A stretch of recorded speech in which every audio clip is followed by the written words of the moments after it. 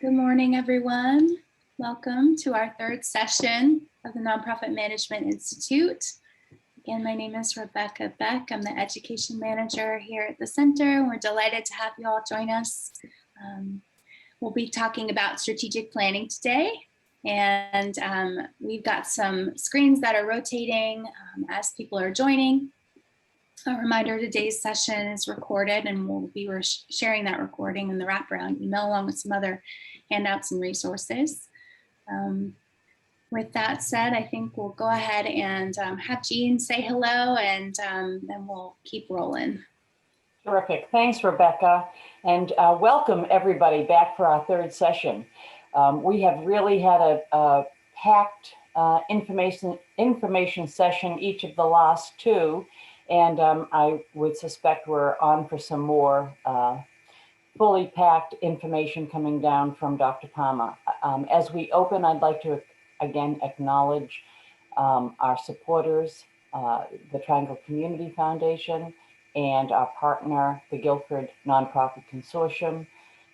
Recognize as well the great work that Rebecca Beck, Leslie Morales, and Dr. Palmer have been doing, working together as such a team, and we bring to you another, we hope, great session. Thank you all for joining us.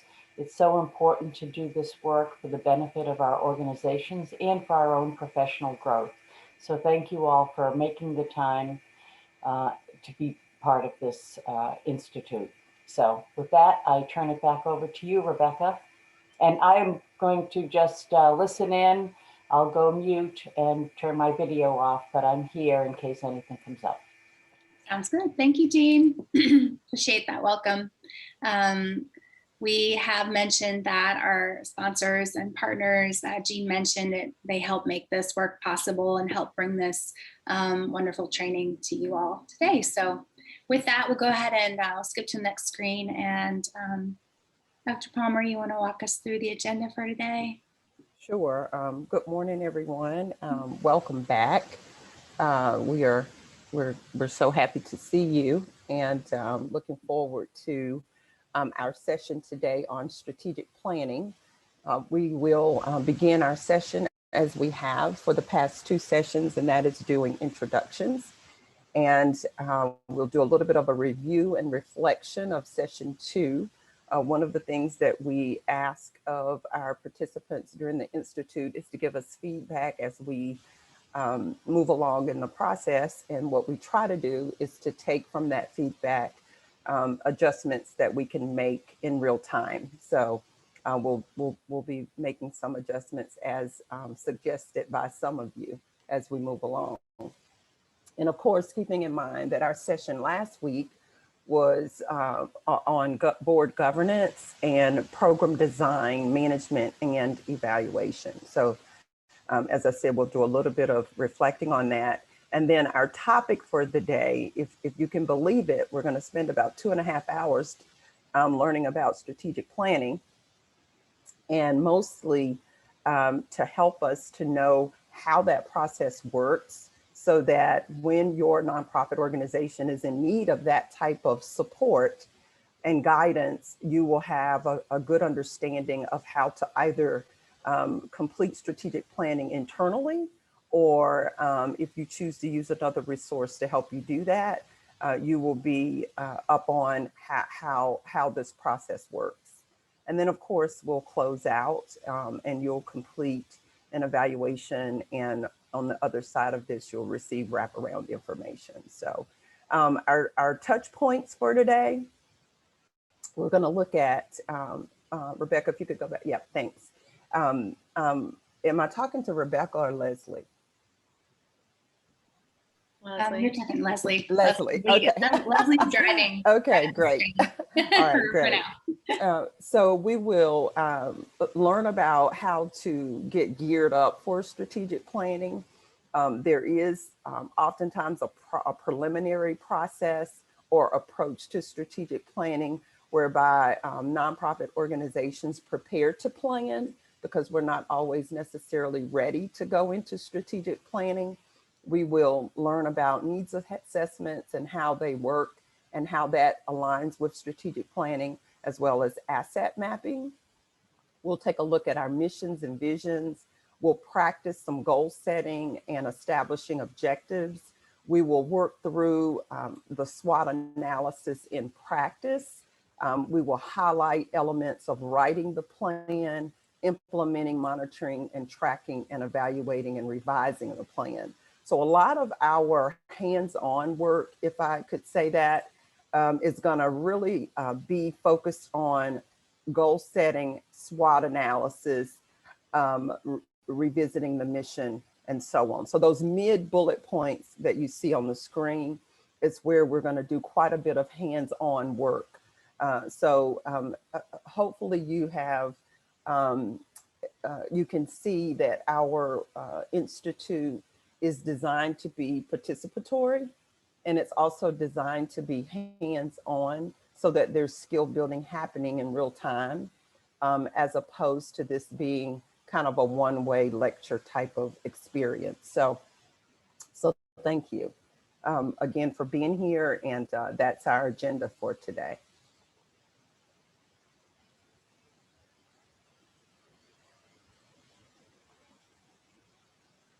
So we are going to move right into participant introductions. We're going to do that a little bit different today. We're going to do that in breakout sessions.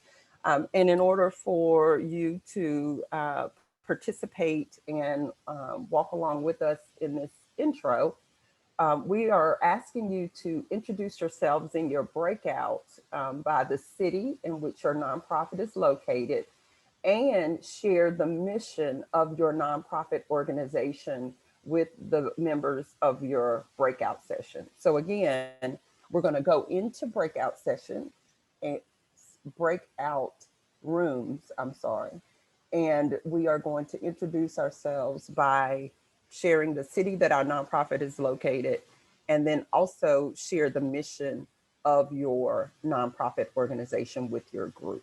Rebecca, I'm going to pass it on to you. Great, sounds good. How long will we be in breakout sessions, would you say? We will be, let's do about 10 minutes. Okay, great. All right, I'm going to open up the breakout rooms. We've got about 5 to 6 participants per room, and we'll see you back here in about 10 minutes. So about 9:50 or so. Okay.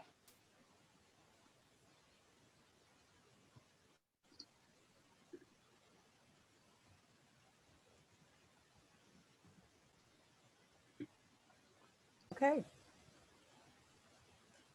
Welcome back, everyone.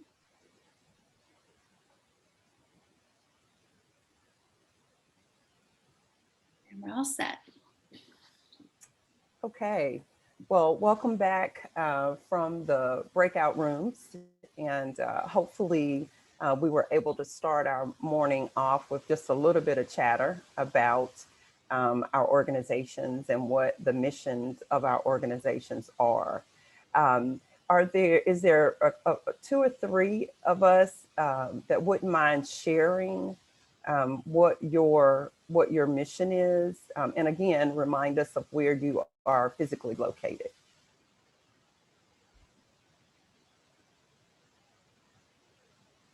Hi, I'm Jill Cox. I'm with Communities and Schools of North Carolina, and our office is located in Raleigh, but our footprint is all across the state. And we are working in schools to surround students with a community of support to empower them to stay in school and achieve in life. Thank you. Thank you.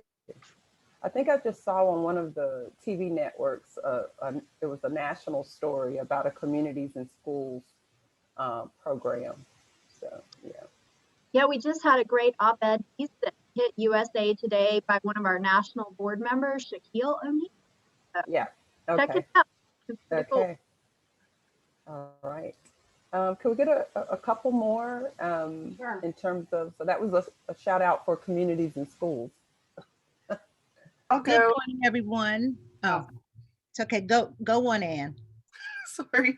I'm Ann Ehlers. I'm with North Carolina Health News, and we cover health news across the state. And I am based in Raleigh, but we have reporters sort of spread out. Thank you. Thank you, Ann. I'm also in communities and schools. We're in Chatham County, a little city called Siler City. Is it Perla? Yes, Is it ma'am. Perla? My husband is from Sala City. So Is he? yeah, uh-huh. We Jordan, know, I know a lot of people. It's a Jordan small Matthews, town. Jordan, Everybody knows everybody. Jordan Matthews High School. Yes. I graduated there from 2010. Okay, all right, thank you. And if we could have maybe one more. Good Jump morning, in. everyone. I'm Deb Harris Richardson with the YWCA of Greensboro, North Carolina. And the YWCA is all about eliminating racism, empowering women, promoting peace, justice, freedom, and dignity for all. And I've got a bad connection, so I'm going to leave my my video off this morning. Okay, thank you. Thank you, Deb. And maybe one more. I'll jump in. Good morning, everyone. I am Watsy Sutton. I am with the Koinonia Christian Center Community Development Corporation in Greenville. Our mission is to provide holistic programs and services to seniors and youth in Pitt County and the surrounding communities in Eastern North Carolina through educational support and leadership development, particularly for youth. We do that through the operation of after school and summer programs, as well as college and career readiness events. And we also operate a signature program, Max Factor, which is a mentorship and leadership program for middle school aged males who are at risk. Thank you. Thank you so much for sharing. And if you would like, you can also put your mission in the chat if you would like. We're going to come back to this mission statement. We're going to work on that and focus on the mission and the vision of our nonprofits as one of the steps in the strategic planning process. So we kind of did just a little bit of a warm up here to kind of get us thinking about that. So again, if you want to give a shout out to your nonprofit and you want to share your slogan or your mission, feel free to put that in the chat. So, and thank you all for sharing, for those of you who did that. So I'm going to take a minute to share with you a nonprofit that I helped start. My goodness, 10, 11 years ago, 2009, 2010. And this organization is called the Guilford County Resource and Referral Center. And I worked with 2 graduate students at the time from High Point University, and they wanted to start a nonprofit, and they wanted to, as we hear a lot, help people, right? And so that was pretty broad. And so we landed on this organization called the Guilford County Resource and Referral Center. So if we could, Leslie, if you could take me to that website, and just once you do that, just kind of scroll down to the mission statement. So this organization was started with the intent to provide support services to individuals to overcome life challenges and to engage in any opportunity that they might experience. And so the group set it up as a resource and referral organization. It still exists today. It's a small grassroots nonprofit, and the primary service that is provided is mental health services. It is a Medicaid endorsed nonprofit organization. Providing outpatient therapy to school-aged children and adults. That's one of the primary areas. And then another area of work is with youth, working with volunteers, students that are at High Point University volunteer for a Saturday program, working with young people in enrichment and empowerment types of fun, I would say. So the mission is to support individuals, families, and communities by assisting them with enhancing their ability to overcome life challenges, benefit from opportunities, and maintain their quality of life. In addition, the vision is to assist those individuals and communities with sustaining their quality of life through enrichment and empowerment programs and services. And as I mentioned, this is a grassroots, one-of-a-kind local nonprofit that's located in Jamestown, North Carolina. If you could scroll up just a little bit, Leslie. And there are, as some of your nonprofits have, some principles for practice, and that is to support, help, assist, and show. And the organization, again, works along with other nonprofits. They partner with other nonprofits to support children when we were in school, children and after school programs, providing them mental health and behavioral health supportive services. So Leslie, you can go back to the gallery view. So that is an organization that, as I said before, it's been around for a while. It's one of those organizations, and some of you might be able to relate. It's one of those nonprofits where they're quietly doing their work. They don't necessarily have a platform, a national platform or international platform, but they are utilizing local resources and really just trying to work to do their small part in our local community to help individuals who are experiencing some mental health issues and also seeking out supportive services. So, so that is the Guilford County Resource and Referral Center.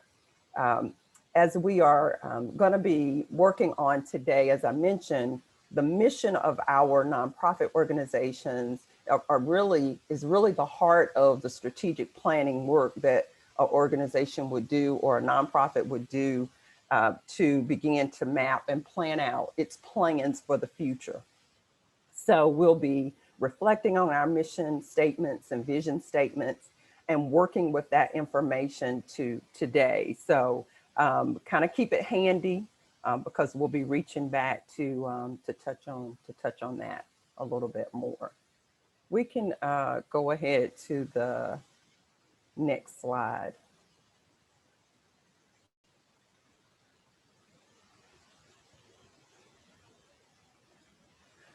So again, our framework for nonprofit management at the North Carolina Center for Nonprofits, it is grounded in our principles and practices guide.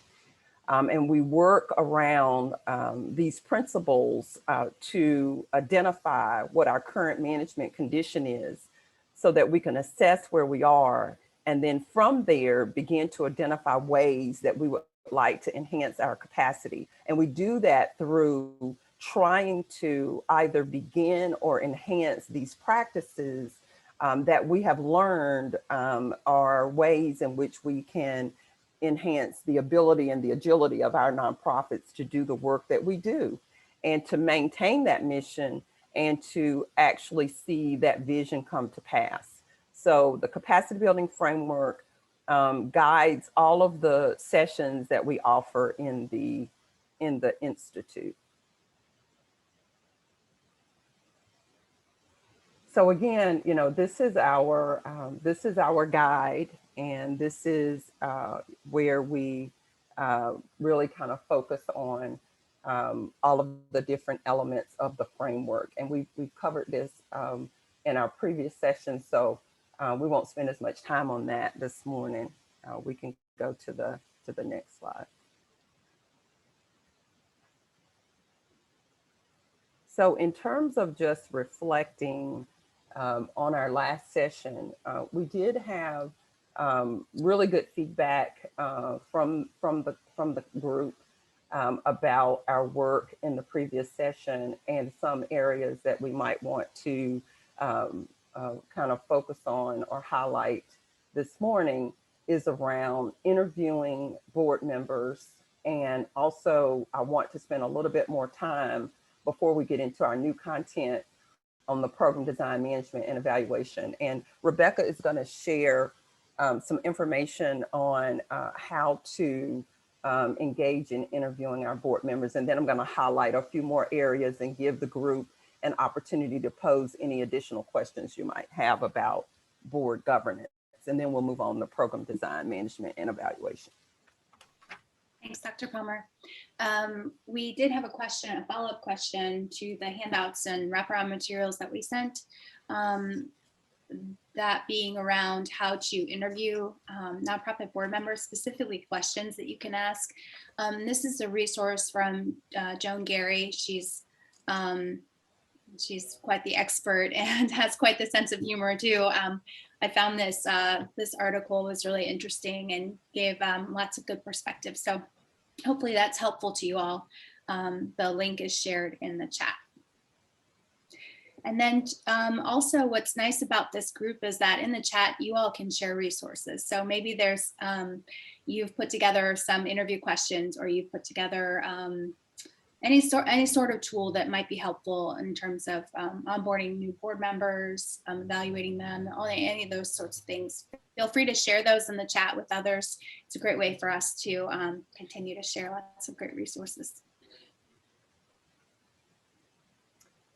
Another area that I did want to reflect on as it relates to our board governance topic is the bylaws. And so we mentioned in the last session, if you hadn't had a chance to take a look at your bylaws, to do that and to hone in on a couple of areas. So there were some topics that we talked about as it relates to term limits, conflict of interest, and legal compliance.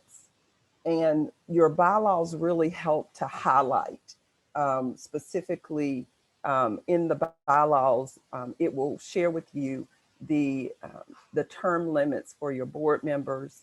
It will also highlight the different officer positions and roles. If your board is structured to have committees, really and truly, when you think about the bylaws, that is really where we go and what we reference when we're trying to engage in board development. So the question would be, you know, what is it that we have reflected in our bylaws about our board of directors that we feel like we need to enhance as it relates to board development? And so I wanted to just take us back to that particular piece of information that is in your handouts. Also, in terms of being legally compliant, there is a checklist that the North Carolina Center for Nonprofits has that is titled Legal Compliance Checklist. And it is a quick reference as to how and what we might need to pay attention to maintain compliance from a legal standpoint. So I wanted to just kind of remind us that that is there. And also in terms of equity, diversity, and inclusion, I do believe it's page 9, I believe, with the, in terms of one of our practices. Let me just grab my principles and practices guide here. Equity, diversity, and inclusion, yes, is on page 9. And so there were some questions around, you know, how do we address equity, diversity, and inclusion as it relates to board composition and maintaining an active board, and definitely wanting to ensure that our board of directors, the composition anyway, reflects the communities that we serve and the individuals that we serve. So I wanted to kind of revisit that. And I think that is it. We were trying to highlight those pieces of information that was identified in our feedback as areas to kind of revisit. And so I want to open it up for questions about board governance before we go into program design, management, and evaluation. So if we could do the gallery view.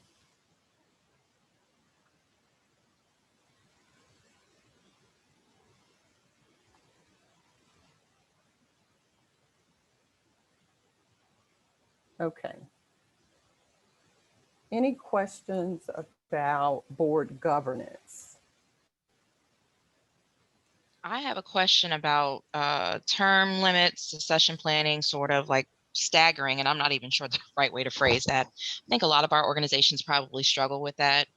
Looking at our bylaws, YMPN's bylaws, and of I'm not going to read them out at this time, but we have an opportunity for board members to, based on their position, to re-up for a term, understanding that we want individuals to have perpetual terms, right? Because we want new thought leadership. Is there any best practice, Dr. Palmer, on how you do that, or on how you stagger term limits? So one of the suggestions that I make to nonprofits in that regard is to have your board of directors term limits to be at least 2 years and not 1. And what that does is that gives you an opportunity to onboard the individual right in that first year, like really onboard them, and then move into them being a little bit more active that second year. I would also encourage 3-year terms.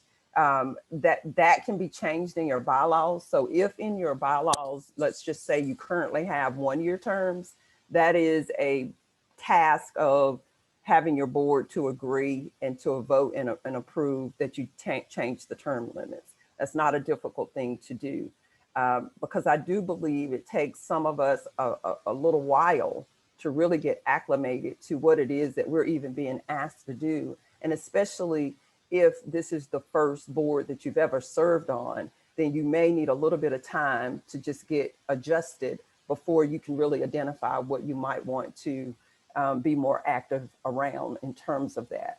In terms of, now, quite often nonprofit board members can serve consecutive terms. That's very common. And so that may be also something that you all can consider if you don't already do that. So let's just say if your board member terms are 3 years, then that would make it 6 years, Right. As opposed to 3 if they're willing to do that. And so that's kind of how I would have you to think about making any type of adjustments. Now, in terms of staggering, I think that'll take a little more time to study, depending upon how many board members you have, where are they in their tenure, Right. and then how do you want to monitor that so that you don't have any vacancies, right, over time. And then sometimes it's not a bad thing to have vacancies for a minute. You know, it That's just true. depends on what you're doing and what your nonprofit is working on, and what types of skills and the like that you need. Does anybody else have any questions or comments about that question? Yeah, I have a question. So our board is newly formed, and I guess my question is around staggering with newly formed board. If you've got any recommendations for that. The only thing I would say again is that without really knowing, one, you know, what's on the horizon for your nonprofit, let's say for the next 3 years, you know, 2, you know, what your current terms are. I'd have to take all that into consideration to make any type of recommendation around how to stagger, because I think that's more of a customized answer. But what I would say is, you know, if you have a strategic plan and you've got, maybe it just started, you might look to see what types of skills you need, what type of help do you need? Do you have any projects that are coming up, you know, over the next few years that you're going to need a certain skill set? I mean, there's a lot of factors to consider to really, I think, to incorporate any type of staggering approach. That's as much as I can give you in like 60 seconds. But, you know, I think you have to look at all of those things, and it is strategic. You know, we all should be onboarding, bringing board members on, thinking about composition as it relates to what the need is for your nonprofit, and steer away from recruiting board members to have bodies in seats, right? Or I should say faces on Zoom, because now we're Zooming. But, you know, make sure that you're being intentional and strategic about bringing individuals onto your board. And I'll take one more question about board governance. If anybody has one. Yes, Jane, I think I see your hand. Yes. Well, good morning, everybody. Dr. Palmer, I don't know if you remember, but I shared that I do have an unusually large board with 40 members. And so I have been doing some light reading of bylaws this week. And our bylaws state that we have to have a minimum of 18, a maximum of 36. So we're already over what our bylaws are stating. And so I found last week's session both interesting and a bit overwhelming in terms of, I thought I was good with my board, and now I realize I've got a lot of work to do there in that area too. But I find it very awkward and really don't know how to go about firing board members or asking board members to leave. You know, these are volunteer positions, and to me, the whole notion of my role and the board being a partnership that we talked about last week, I came into, my predecessor was very much, and I heard him say on a number of occasions, I have 40 bosses. And so that's kind of the mindset that I came in with. And so I'm struggling a little bit how to make that evolve.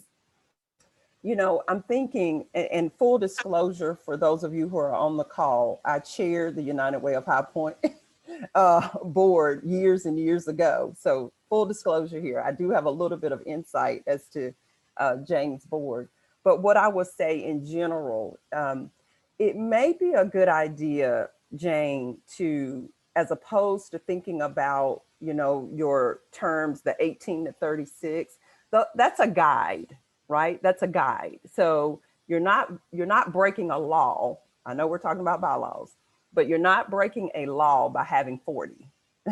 You know, that, you know, but that's your guideline to kind of give you a way of thinking about bringing the numbers, right, to your board. What you might consider is a task force to focus on your bylaws and to specifically focus on composition.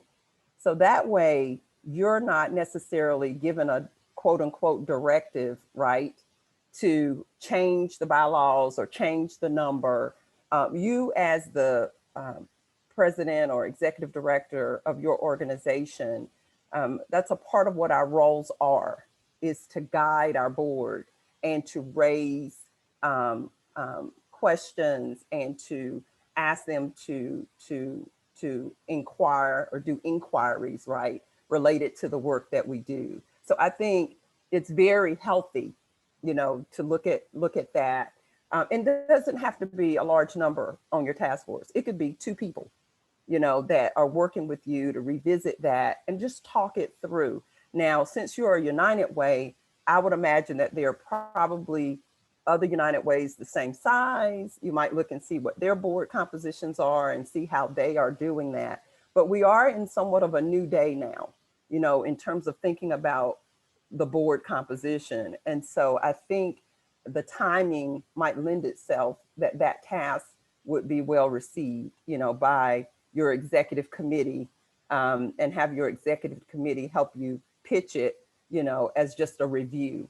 And then that way it's not as if you are looking to fire any board members, but you're just doing a little bit of a study to make sure you're being as efficient as you possibly can be. Okay. I have a question. What if instead of thinking about firing somebody, depending on what their term limits are, when their terms are up, just don't get more people on the board, just kind of, as term limits are up, you can narrow, you know, your board can become smaller and maybe more manageable. Absolutely. As the executive director, can she make that call herself, or does she have to talk to the executive committee and say, you know, we're supposed to be limited to 18 to 36, but we've got 40. How about, you know, for the next couple of rounds, we just don't add any more people when terms are gone? So yes, Ashley, she can make that recommendation, you know, as the person managing the day-to-day operations. Absolutely. She can make that recommendation. Ultimately, the board will vote on that, but she can make that recommendation about anything. Any of you that are running your nonprofit, you can make a recommendation to your board at any time about most anything. And then of course, you know, they would have to ultimately vote on that and approve that, Ashley, but absolutely, that is a part of what it is that we should be doing, is helping our board to see when we have gaps and when we have elements of what we do that need attention. So absolutely, yes. Dr. Palmer, could I also add something that just a perspective as a board member? Sometimes that awkwardness goes both ways. And I think board members feel bad about wanting to roll off or what have you. And so I think one of the things that we've learned on our board at NARAL is to have a really intentional, like annual moment at a meeting to say like, this is the time to check in. We want to make sure everybody's aware of where their like terms are, when you personally end or don't, and we want to talk to you about recommitment or not, and just making sure that it's like an open conversation, because I do really think that awkwardness goes both ways. Sometimes board members just feel this inability to leave, and so I think it just needs to be named and then have a really positive discussion around folks' contributions and their capacities and their term limits. We found that to be more helpful and more proactive, and people have had a bit more peace in saying like, I'm good right now, I've done my time and I'll stay in touch, you know, that kind of thing. And then having a good plan, you know, for keeping them involved as potential donors or long-term partners and advisors. But that's been helpful to us at NARAL, if that's useful at all. Yes, Sarah, absolutely. That is definitely a way, you know, to help board members who have the capacity to do the job, right? And those who may not. It gives them an open opportunity to say, you know, I'm going to transition off, you know, for whatever reason, and it doesn't seem as though it's something bad that they're doing when they decide that that's true. Yes, Sarah, that is definitely a way to do it. And I hope what we're hearing is that there's not just one way to approach board development and studying the governance of our boards. There's not just one way. You really do have to take into consideration the culture of your board, the type of nonprofit that you are working with. Some of your nonprofits have mandated roles. You don't really have a lot of choice in how some of your nonprofit boards are structured. So yes, absolutely. I'm going to transition. We could talk about this more and more all morning, I know. But what I think in any of the topics, with any of the topics that we are learning more about, keep in mind, this is a 3-hour, you know, training experience where we're trying to focus on some of those areas of the areas that we're highlighting are those areas that definitely are not is not all of what we could be learning and talking about for each of these topics. And again, there's not just one way. There are a lot of factors to consider when you are trying to enhance capacity of your nonprofit across these principles. So definitely keep that in mind. Program design, management, and evaluation. So I want to, you have in your packet of information, you have the handout that had all of the different elements of a program. And I think if you recall, there were, 20 of those items? I'm reaching for my list here. So what we wanted to do here, we used just a way of having us to illustrate these different areas.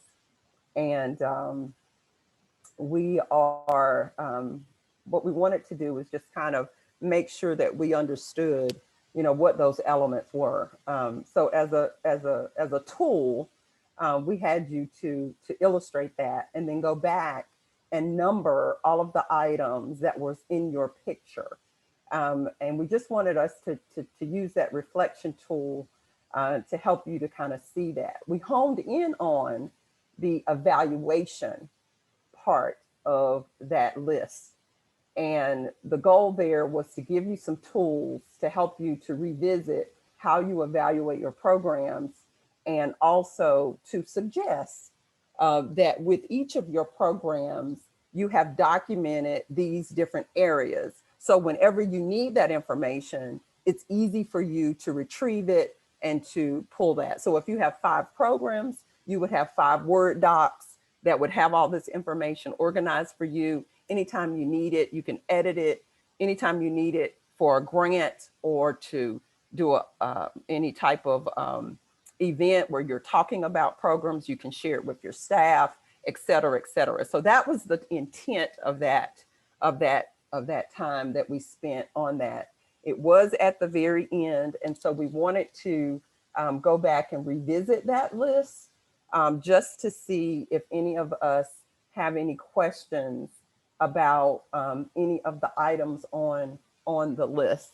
And your packet of handouts, again, was really like a toolkit of information and resources around evaluation. Some of the other items in the list we're going to touch on today in strategic planning. And you're going to see financial management, you're going to see human resources. So in those upcoming sessions, you're going to see a little bit more about some of these other areas. So I'm going to stop talking and just kind of open up the room for any questions.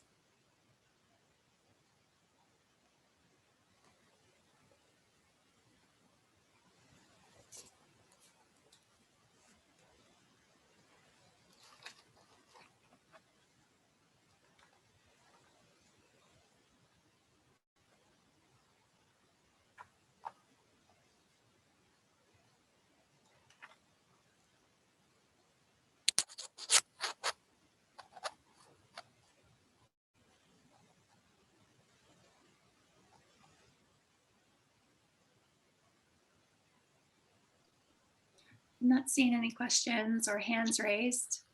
Okay. Which is fine. Yep.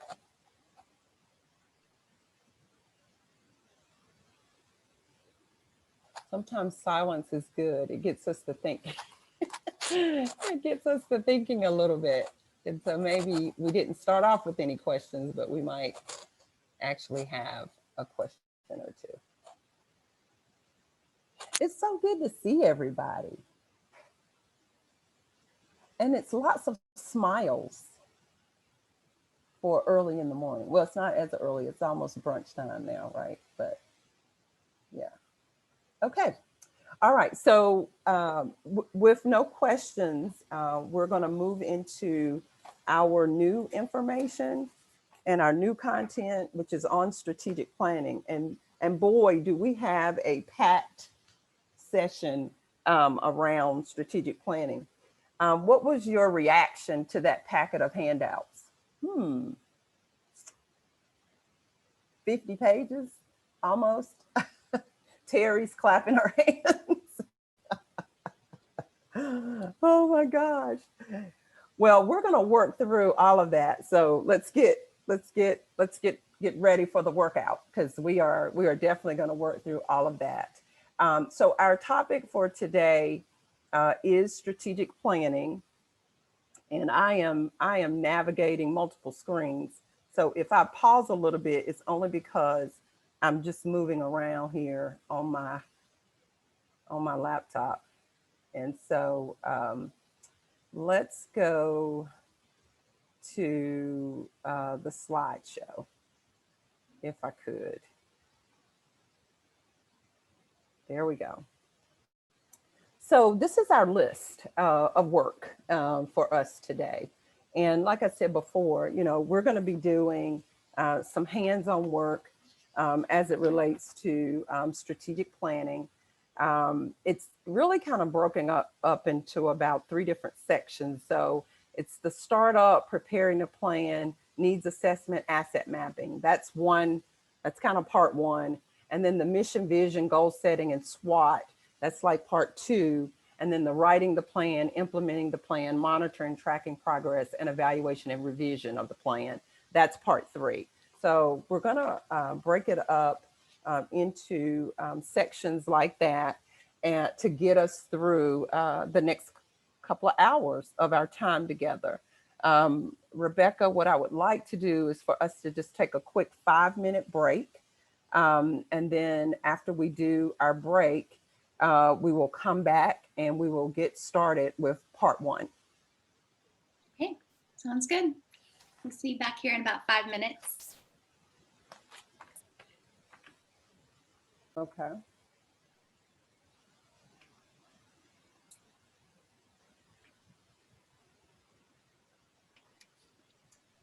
Okay, so we are going to get started with our hands-on work.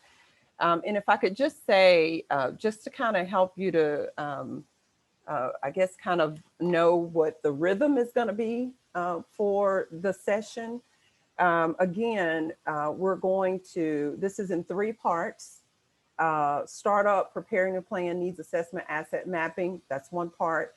Mission, vision, goal setting, and objective SWOT. That's the second part. And then the third part is writing, implementing, monitoring, and tracking, evaluation, and revision. So that's where we are in terms of that. So if we could go to the next slide in terms of the startup. So in your packet, you have a list of, you have the handouts, and you have a list of all the different topics and how to identify where those handouts are. And so I'll be referencing your packet. In terms of the strategic planning definition, so in your packet, we've given you kind of a formal way of looking at that. But in just thinking about strategic planning, it is a process. And it is a process that typically involves about 8 to 10 steps. I know sometimes we will bring on a consultant to help us to facilitate the strategic planning process, and that's great. What we want to do in this session is to help you or to enhance your capacity in 2 ways. One, if you were actually facilitating the actual process, and 2, if you had to bring someone on board to do that, you would know how it could be done, and you'll understand the framework in which the strategic planning process is built around. So we're aiming to do both of those, build your skills, a little hands-on on how to do some of this. And I know many of you have engaged in strategic planning in the past. So please, by all means, feel free to interject, feel free to ask questions. We've got quite a bit of work to do this morning. And so don't hesitate to insert questions and make comments as they arise. So I welcome that. Last week, we asked Arlene and Thomas to share with us their strategic plans. So I think we can share our screen, right? Leslie and Rebecca, so that they can do that. And I wanted to start off here so we can see what the end product could potentially look like in terms of what we're working towards. So if each of you could just give us kind of a 3-minute kind of overview of what it is, or how you all, one, how you've gone about doing this, and then 2, just show us what it looks like, what that end product looks like. And I don't know who wants to start. That could be Arlene or Thomas.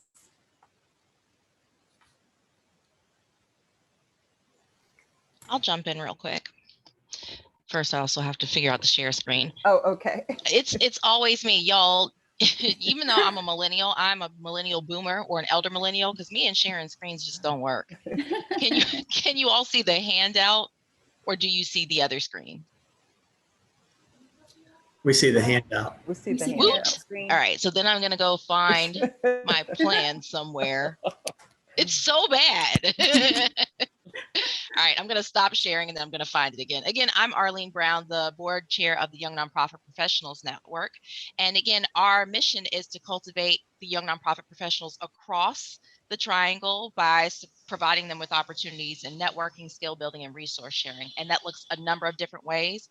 But in layman's terms, for me, what that really looks like is finding the inherent leadership value in each of our young leaders and honing that and grooming that. So that way, when we have this large influx and change of executive directors and the leadership pipeline leaving in the triangle, we've got a pipeline to backfill that, right? So my responsibility is to find that leadership, intrinsic leadership value in each of our individuals and build that up for a membership of over 2,000 leaders in the triangle.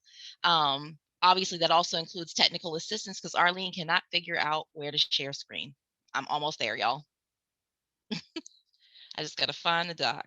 And if not, Thomas, I'm gonna have you jump in a second because I'm tearing this up. Yeah, I don't mind going ahead, and then maybe you can. I got it. All right, I got go for it. Boom. All right. Yay! All right, so I'm gonna scroll back up to the top. To give you all insight into how this came to be. I've always loved strategic planning, so this 50-page document that Dr. Palmer sent us is fantastic. We are a small but mighty board we were in 2019. When we did this strategic planning setup or retreat back in 2019, we were a board of 12. Moving into 2020, we didn't realize we were going to be a board of 6. So as we began to think about what our goals were and the strategic plan that we inherited when we came on the board, we needed a refresh on that. And since, to Dr. Palmer's point and other people's point, we had been on the board for about a year, just getting our feet wet, not really understanding everything that needed to happen. In the second year, we decided, hey, to do this refresh, we needed someone to help facilitate that conversation so that we could actively see ourselves in the work and that we could all participate.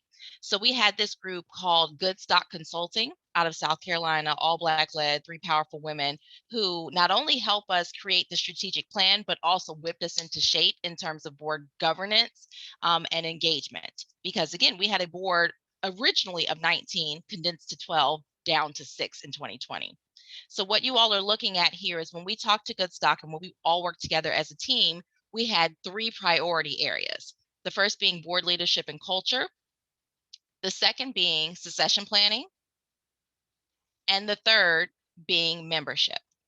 And I'm happy to share this with you all after, but I'm going to give you the high level description of each.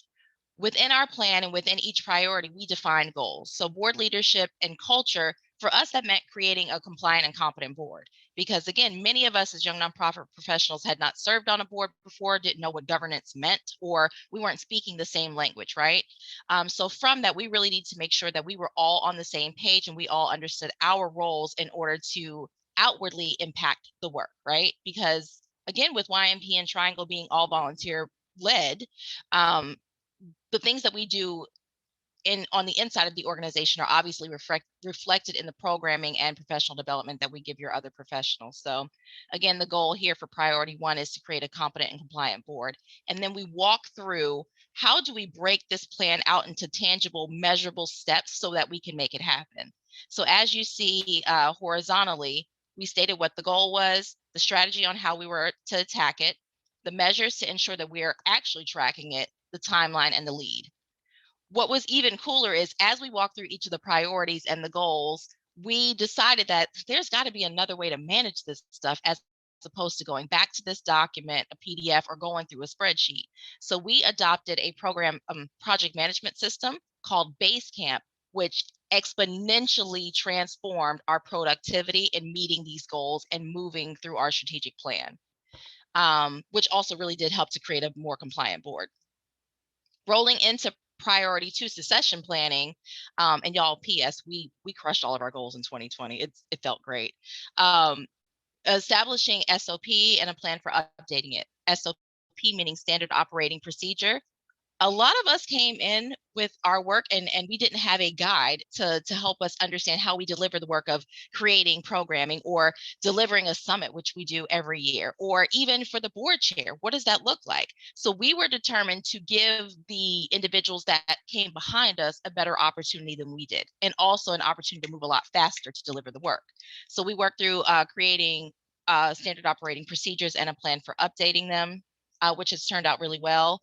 We redefined our board roles and positions to make it more succinct and to make it clearer when we did recruitment. Because in order for people to understand really the robustness of the work that we did, it had to be, in plain language, and it had to be, again, very explicit about the time commitment and what was involved. So we've done well with that as well. Lastly, rolling into membership. This is the one that's a little sticky, and this is something that we are now working on as a priority for 2021, 22, and 23, which is why annually we have revisions to this strategic plan, but updating our membership model. Briefly, as I shared with you, our membership is about 2,000 people. So anyone that has signed up for the YMP and listserv at all, you are considered a member loosely for our organization, which is dope because we have an opportunity to reach out to all of you all. But in terms of sustainable revenue and a model for that, what does that look like and what does that mean? And how do we also show proficiency in what we're delivering for our membership, right? If we have everyone join, like how do we bring this in and how do we make it more focused and more targeted? So that's something that we are working on now. And I'm going to briefly share with you all how that looks or what we're kind of working on at this point. It paused. I'm going to stop. I'm going to reshare, see if I didn't break anything. I'm going to try to wrap this up quickly because I know, Dr. Palmer, you said 3 minutes. We take our larger strategic plan, right, and we break it down to an annual plan. Goodstock had done it in a much prettier version, but we decided in order to make things easy to help this new group of board members help us move this plan forward, we have to break it down into, again, more tangible pieces. So we again broke those same priorities up. Our priority for this year is membership, and we're walking through creating goals, milestones, and benchmarks accordingly. And the best way for us to get it done really is to say, okay, this is what we're doing. These are the activities. You are now taking ownership of it. And we come together as a board to discuss the progress on it. I love strategic planning, which is why I've talked so long on it. It jazzes me up because it really helps create the direction and it creates buy-in from your entire organization about the direction. And I appreciate this opportunity to share it with you all because a lot of times we're afraid to outwardly share our plans with the public because it feels weird in terms of accountability. But also that gives us an opportunity to tell you all if we're having to pivot, why we're pivoting, and also getting your feedback on how to address the pivots too. So thank you for my long-awaited opportunity and bearing with my kerfluffles with tech. Thank you, Arlene. Thomas, you're up. All right.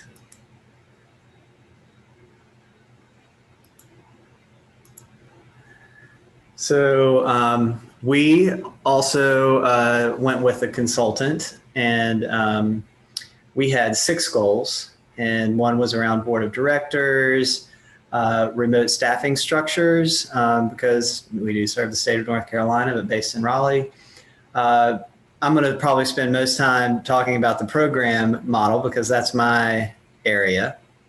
But then just being a recognized leader in health education in the areas that we serve. So this has a lot to do with our marketing and communication, and then also developing those supporters and diverse streams of funding, and then long-term fiscal stability. And so you see our mission, vision, goals, strategies. Here's our values, our overarching initiatives. So we kind of cross-section and cut different ways to to get to what we really wanted to be sure we were touching. And then of course, develop these 6 priority goals that I just referenced. And this is a fresh strategic plan. And like Arlene, I really appreciate a strategic plan. I feel like being in an organization for a long period of time. So I've been with the Post Center since, this is 10 years, 2011. I feel like each time there's a new strategic plan, it's like a breath of fresh air. It's like, okay, I have a new goal, a new direction, and it's very, it's refreshing and invigorating. And so I really value the process. It's like, okay, here's our next adventure, you know?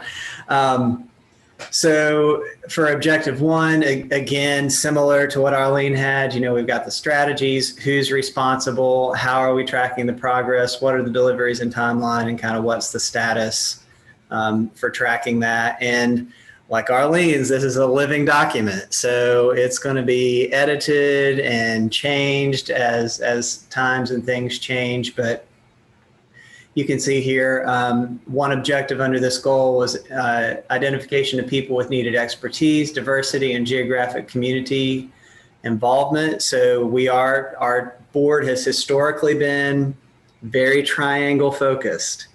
And so we've really worked hard to kind of think, well, how do we engage a board member or two or three in the triad or on the coast or in the mountains? And so really we've been thinking a lot about diversity of our board, as well as racial, ethnic diversity, as well as expertise diversity. So we're really focused on all of those things. Objective 2, educate and train those board members. 3, ensure policies and manuals are up to date, that POA is compliant, and implement effective board succession plan. Goal 2 is that remote staffing piece, exploring remote staffing structures, ensuring depth of the overall organization, procedures for staff individuals, expanded agency capacity, and then implementing staff succession planning process. So some of the things that Arlene had, like succession, is one of those kind of main goals. That just shows up kind of across several things. So again, a lot of the same points, just maybe organized a little differently. Goal 3 is where this is my baby. So the program committee and I are really focused on these, but we kind of use these key words from the goal to really spike out what it is we were trying to do. So being efficient, appropriate and impactful for program delivery, looking at content, teaching tools, facilities, and delivery methods, and being state of the art. And so COVID, of course, forced our hand on some of these things.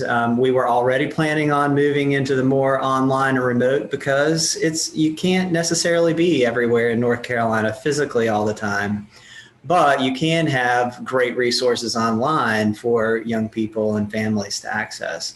So we've really been focusing on that.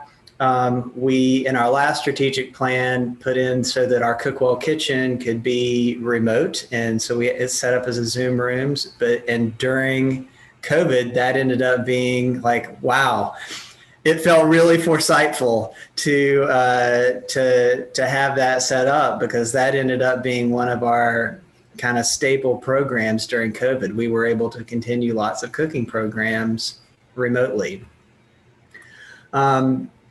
So you can see some more there, but then objective 2, the comprehensive campaigns, community saturation model. So this goes to that empowerment piece of what it is that we try to do around the policy, systems, and environments, and really trying to, make those healthy choices really easy within communities. Empowering youth, developing tracking systems, training, and then our facilities upgrades. So we're a 30-year-old. This is our 30th anniversary. So some of our facilities, are, well worn, loved, well loved. And so being a field trip destination, we've worked really hard to kind of do some upgrades. So in our last strategic plan, we had made significant progress on that, but we really are hoping to kind of finish that out. Being responsive to evolving health priorities, conducting literature reviews, professional staff development, making sure that we're using an anti-oppressive lens in our program development and delivery, expanding agency capacity to include resources for staff, training, including state-of-the-art conferences, and then positioning the POA Center to ensure state-of-the-art and best practice, including but not limited to culturally responsive, inclusive, trauma responsive, and equitable programming. And so we've really, tried to put things that are important to us up in those headers. Focusing on priority markets. Goal 4, I won't read through the rest of these. You get the idea. But it is our 30th anniversary, so really kind of making that something big. And then anyway, that's enough. I'll stop running my mouth. I could, if given the opportunity, I would run it all day. So. Awesome. Thank you both so much. Rebecca, I think we're going to have to take Arlene and Thomas with us on the road to market strategic planning, right? So hopefully this helped us to kind of get in the frame of mind of what it is we're going to be creating and or modifying or editing if you already have a plan. So we're going to walk through each of the steps that Arlene and Thomas explained in sharing their organization's strategic plan. And as you notice, they both utilize consultants, but when you look at the finished product, they're very similar in terms Dr. of Palmer, can I say one more thing? I'm sorry. So I had a private message that asked me to point out something, and I just wanted to. Okay. So you may have seen that our values were included,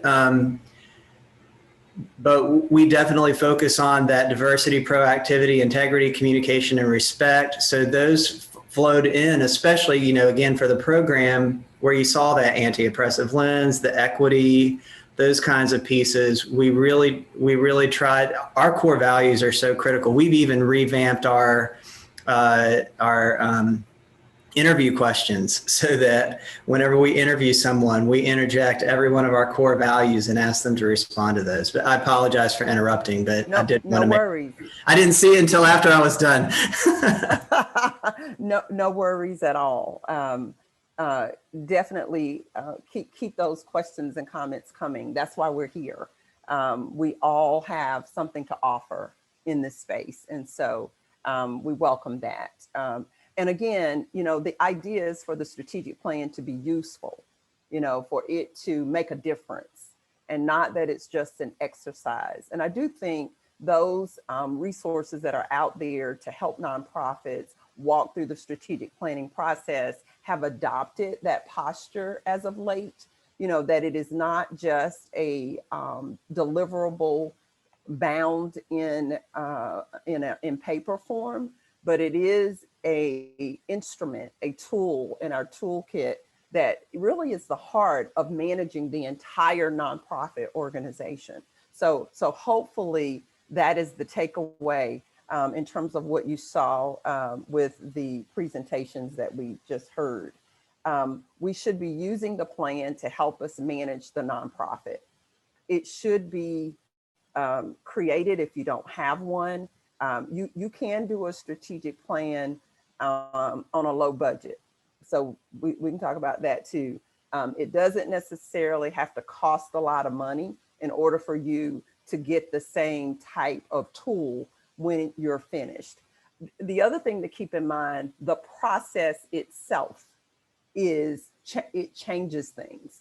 When you engage your board, when you engage your staff, when you engage your executive committee, when you engage stakeholders in your community to help to speak to what the plan is for your nonprofit moving forward over several years. So that's important to keep in mind.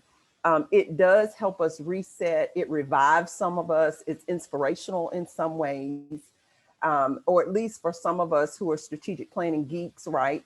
It is this thing that really gets us going and helps us to be able to be the productive nonprofit organizations that we want to continue to be. And then this focus now in the atmosphere on equity, diversity, and inclusion as values or principles that are essential to our work.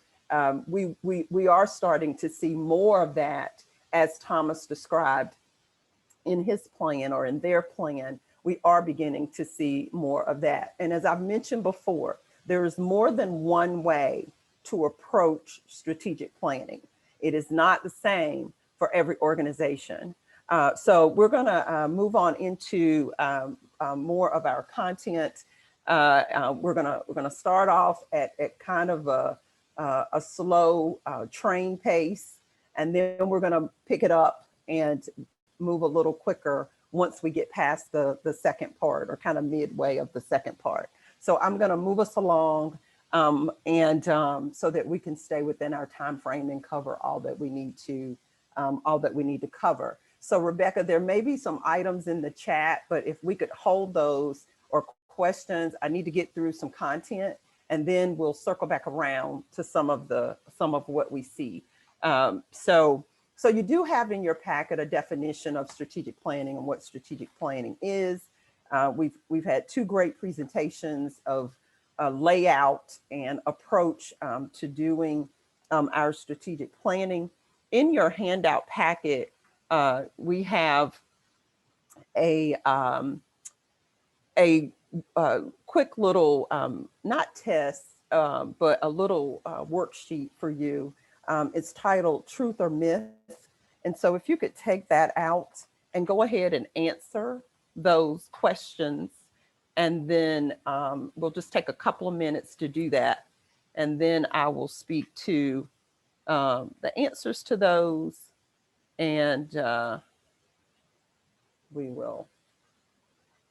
You're also going to see our screen kind of going back and forth.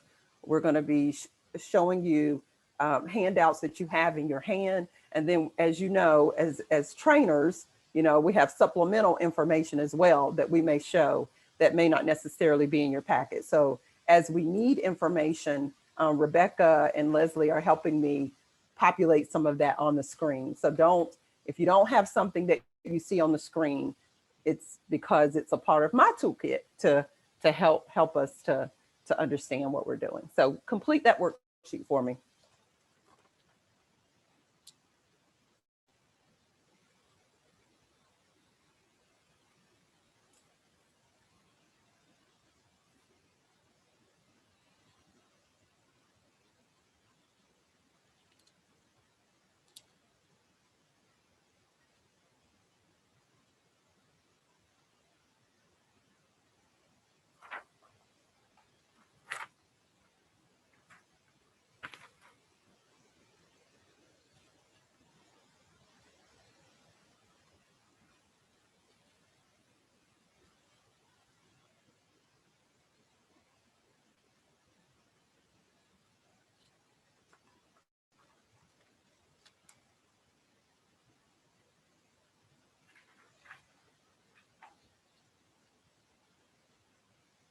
Okay, so let's see how well we did in terms of the items in our worksheet.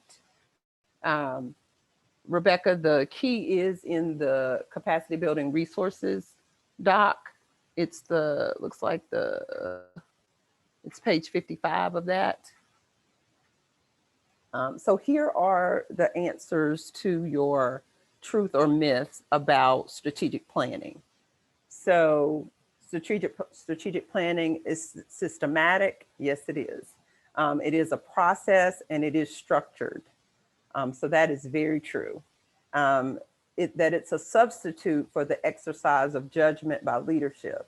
That is a myth. It's a tool that we use to help us lead and to help us guide and to hold us accountable. Third item, strategic planning is a smooth, predictable, linear process. That is a myth.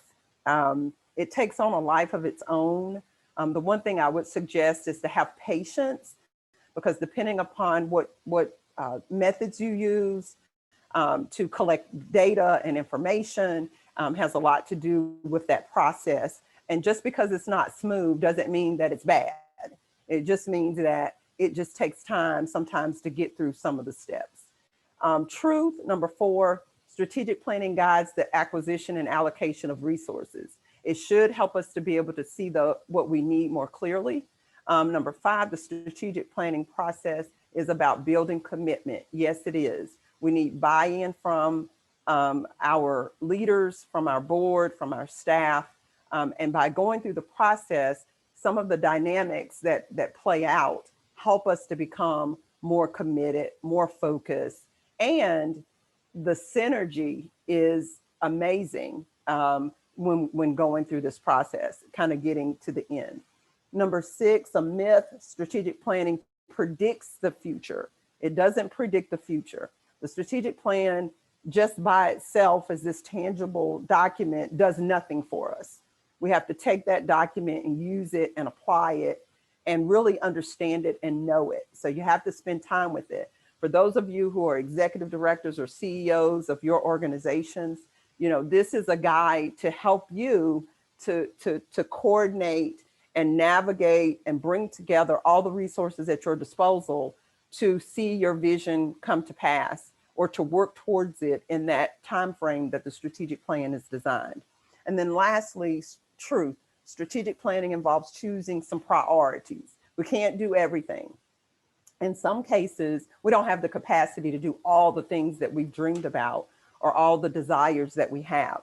So we do have to prioritize and take our time in getting to where we want to be. Keep in mind, we are ever changing, ever growing, ever developing. And so one strategic plan is not gonna, make everything happen, but it does keep us focused and keep us on that journey. And also keep in mind, we may be a part of developing the plan, but we may not necessarily be a part of implementing the plan. So that's important to keep in mind. So that is our truth or myth exercise. If we could go to the next handout that's in our packet, that would be great. So here's a lot of what I just talked about as far as what strategic planning is. We put this in your handout packet because this is something you could use at a board meeting that you could share with your staff. If you just wanted to give like a quick talk about what strategic planning is, it gives us this image or a way of just kind of speaking to it in a way that's more visually outlined. Rebecca, if we could go back to the CBR and go to page 54. And then we'll come back to the process. Here we go. So you might have to make it a little bit bigger for some. When you're starting to think about the strategic planning process, here are some documents that could be useful to help you to begin to think about. Now, this is information that you would already have at your disposal. This list does not mean you have to have all these items, but if you are, let's say, the executive director and you are responsible for bringing all the key stakeholders together with your consultant, or maybe you're using an internal individual who knows how to do strategic planning, maybe one of your board members know how to facilitate this process and they're doing it for you. The person who is managing the nonprofit is bringing that individual together, bringing your stakeholders and that individual together in different ways. But also the person facilitating the strategic planning process needs some background information. And so if you have these documents at your disposal, you can share this with that individual. And we highly recommend a strategic planning committee of which your board members are a part of, and also maybe some of your key staff. So we've got some mission related documents here. We've got some financial documents here, some administrative capacity documents. Again, we're not suggesting that you have to go out and create this information, but you just look in your inventory to see if you have some of this info that might actually speak to context going into the strategic planning process.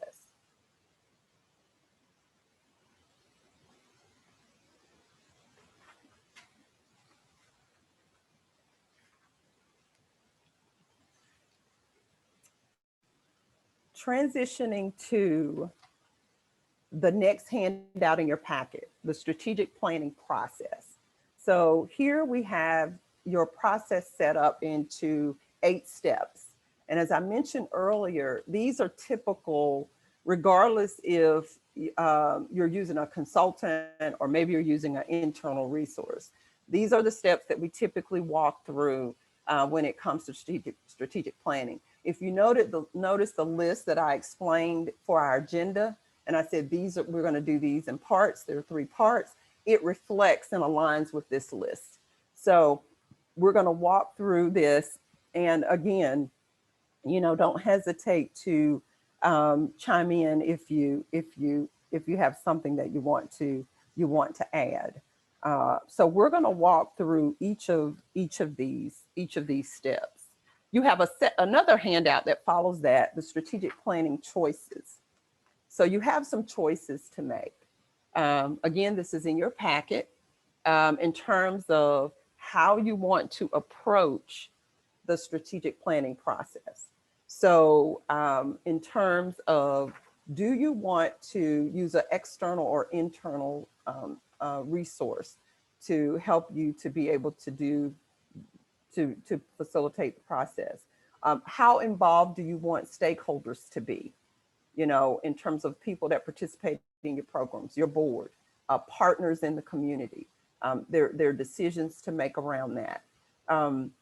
In terms of the process, how much time do you have? Do you want this plan completed within 3 months or 4 months or 6 months? That's going to determine how it's framed, how the process is framed. And then will we create a planning committee? I highly encourage you to do that. Or will there be some type of work group that will help with this? Who will lead the process? We talked about that. Who will write the plan? Will we have a strategic planning retreat? That's oftentimes a part of the process. And will we hire an outside consultant to help us with this? So this is kind of a quick reference to really kind of help you to see what choices you might engage in or that you might utilize.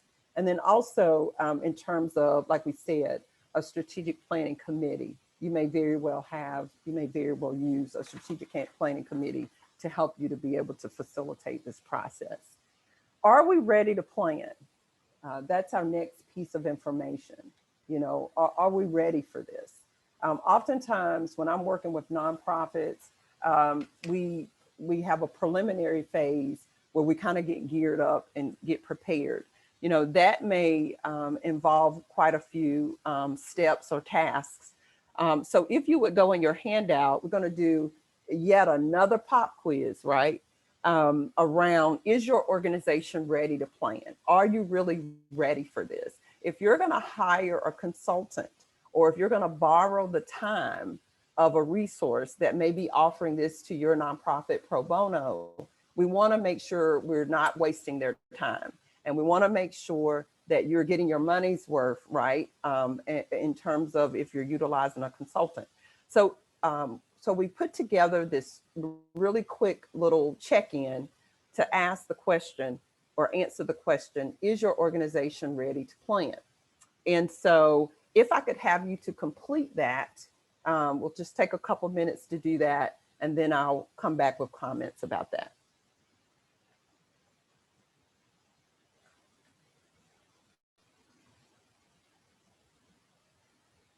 And notice how you're rating each item. You're scoring your organization with each statement. And 1 is definitely, 2 is maybe not sure, 3 is definitely not.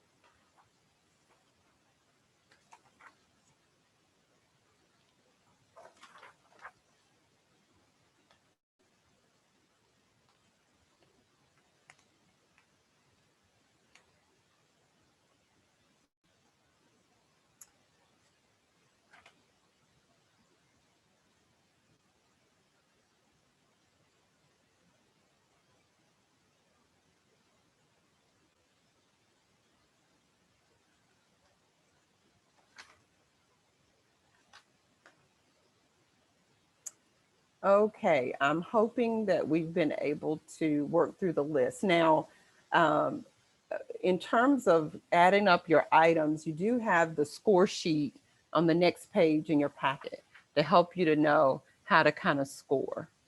And so you're adding up those numbers, right? If your total is 20 or more, then you're ready for a strategic planning process. If you're between 15 and 19, then your nonprofit would probably benefit from this process for sure. And then 14 or less, there is no urgency, but your organization should at least do strategic planning 3 years after your last strategic planning process. So you gauge that. This is just a real quick little kind of way of tapping into readiness. You could very easily do the same thing and change the statements if you'd like, you know, if that is something that you'd like to do. But the point here is that we make the assumption that just because we need to or desire to do strategic planning, we make the assumption that we're ready, and we may not necessarily be ready. It may take some educating, particularly your staff and your board, on just what it is, what the process is all about, and how you want to utilize this experience to help your organization move forward. So that is Dr. Palmer. Yes. Hi, this is Kelly Calabria. I just have a quick question on this. Have you ever seen a leader in the organization perhaps share this survey questionnaire with staff as a way of enrolling them to show them that it's time for strategic planning to bring them along? Yes. Okay. Absolutely. One of the things that I think is very important, you know, particularly if you're, you know, in the role of the executive director, CEO, if you're enhancing the capacity of the board, you should be enhancing the capacity of the staff so that they are in lockstep, because you're in between the two.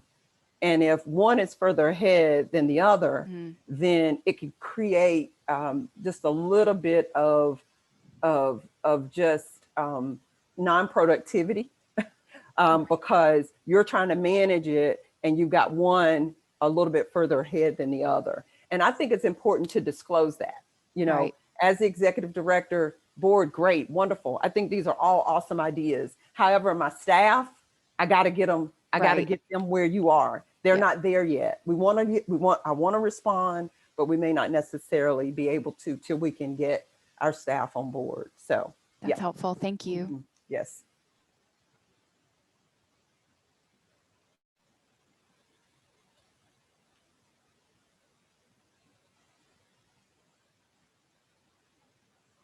I'm switching around just a few little items here. So just bear with me here for a minute, trying to make sure I'm staying on task. So our next piece of information that we want to share with you. So now we've kind of gotten our minds around this idea of, are we ready to plan? Because again, we might desire to do that, but we may not necessarily be ready to do so. So this other piece of information is around who should be involved, you know, and so we've prepared this handout for you so that you can have just a real quick reference of who might be involved, what their role might be, and then what their commitment would be. I want to hone in on the planning committee because I've talked about some of the others. This planning committee should be a work group. The strategic planning committee is a work group. They're actually helping you to move this process along, and they're providing leadership on the board side. And then on the staff side, they're serving as that contact. So you're delegating, you know, the responsibility of seeing this through. As the executive director or the president and CEO, you are interfacing with all of these different individuals on this list, or different pieces of the puzzle, if you will. And so we wanted to share this with you so you could just have this also as a quick reference tool to help you to be able to really kind of work through this process. I share with you the handout useful documents. We showed that on the screen. What I would encourage you here to do is to look at that, not that list, but to think about those documents. It's going to be unique for every organization. Think about those documents that would be helpful. If you already have a strategic plan, of course, you would start with that. But documents that would help the planning, the strategic planning committee, that would help whoever is facilitating the process and yourself to gather this information together and begin to review it and to reflect on that information to help to guide this process of what kind of information you don't have, and the kind of information you might want to gather in order to be able to move this process along. So that is a part of what it is that we utilize in that regard. Another piece of information that is important is the strategic planning decisions. So this is coupled with the choices handout, and also it is coupled with and a part of who should be involved. So who should be involved, the decisions you have to make, and definitely the choices that you're left with making as to how you're actually going to make this happen. Actually, how you're actually going to get the strategic planning to move the strategic planning process along. So that is important. I've pointed out some of these already. What is the length of our planning process? Who's going to lead it? Who'll write it? And again, these are just those blatant questions that you would be asking and sharing with your key stakeholders and definitely your committee. The next piece of information that's in your packet of handouts is the work plan. So this is for the strategic planning process, for actually implementing the process. This is a work plan that you can use to begin to identify what activities are going to be a part of your strategic planning process, who's responsible, what kind of outcomes you want. So again, this is the strategic planning work plan to actually kind of move this process along. This may be a tool that's helpful for you. This may be a tool that you may choose or may not choose to use, but this is where we begin to map out that actual plan for getting the plan completed. Map out the plan for getting the plan completed. Okay, there you go. Our next piece of information, believe it or not, this is still part one. Our next piece of information is the purpose of a needs assessment. And we're going to get to some hands-on work here shortly. But this is, again, backdrop information. So we have a purpose of a needs assessment kind of document here or worksheet or handout to help us to be able to identify and know what that is. One of the ways to think about a needs assessment is primary data and information and secondary data and information. There is information that already exists in, say, the different cities that your nonprofit is a part of.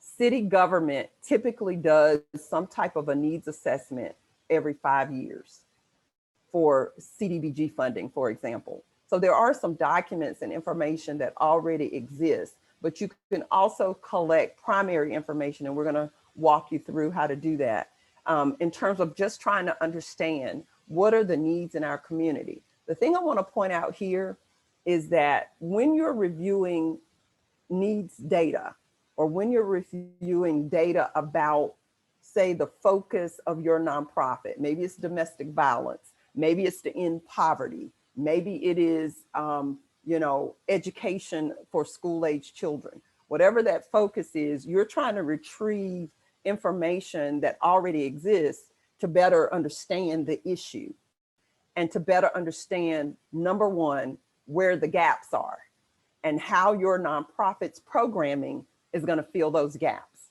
So that's what we mean by needs assessment. And that can be a major project in and of itself.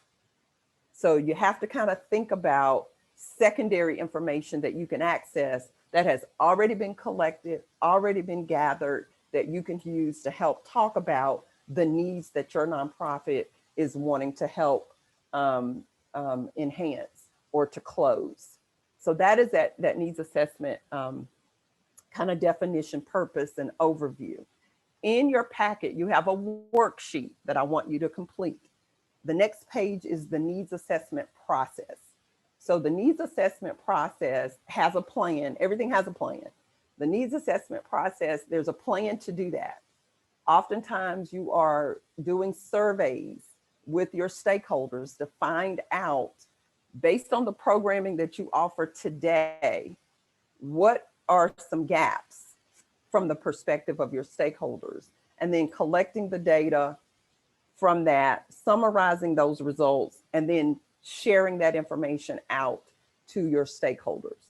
So what I would like for you to do is fill in what those steps are. If you're going to create a plan to do a needs assessment, what 2 steps might be necessary? If you're going to develop a survey to gather needs data, if your nonprofit is going to develop a survey, what 2 steps might be necessary?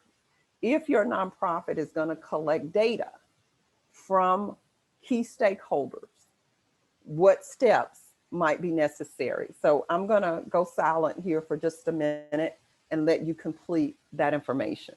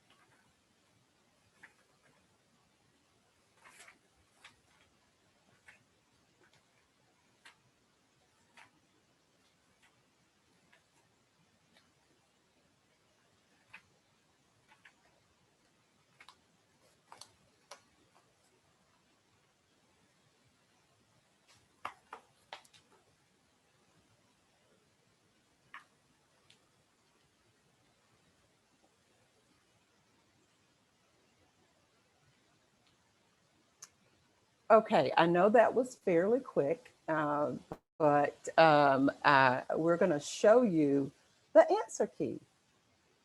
Yay. That's in the CBR. Yep. So it is page 56 of that. As you can see, we could have probably given you 1,000 pages around strategic planning. So here, kind of compare your answers to these different phases. Again, this is needs assessment. The steps we gave you earlier were the 8 steps to the strategic planning process. The first step in the process is the needs assessment, asset assessment, and capacity assessment. So that's what we're highlighting now. So compare, and I am going to move along only because time.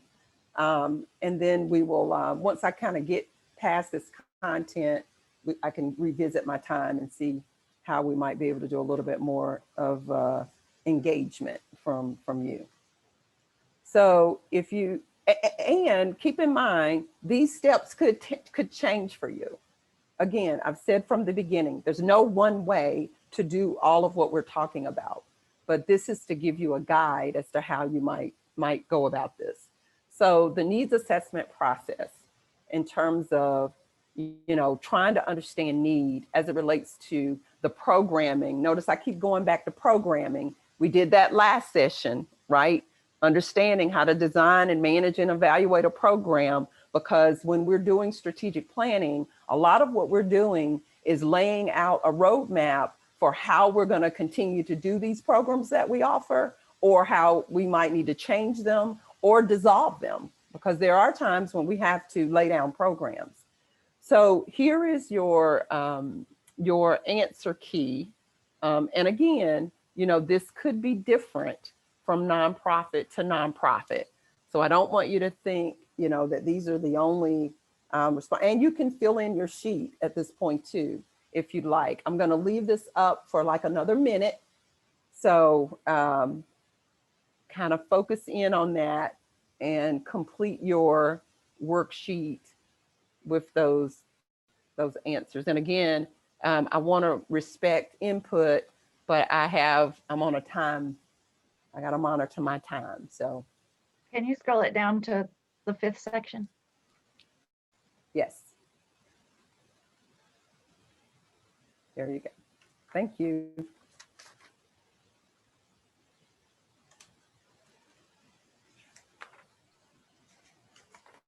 And we did have a question just regarding some of these resources that were not provided in your handouts, or we call them capacity building resources.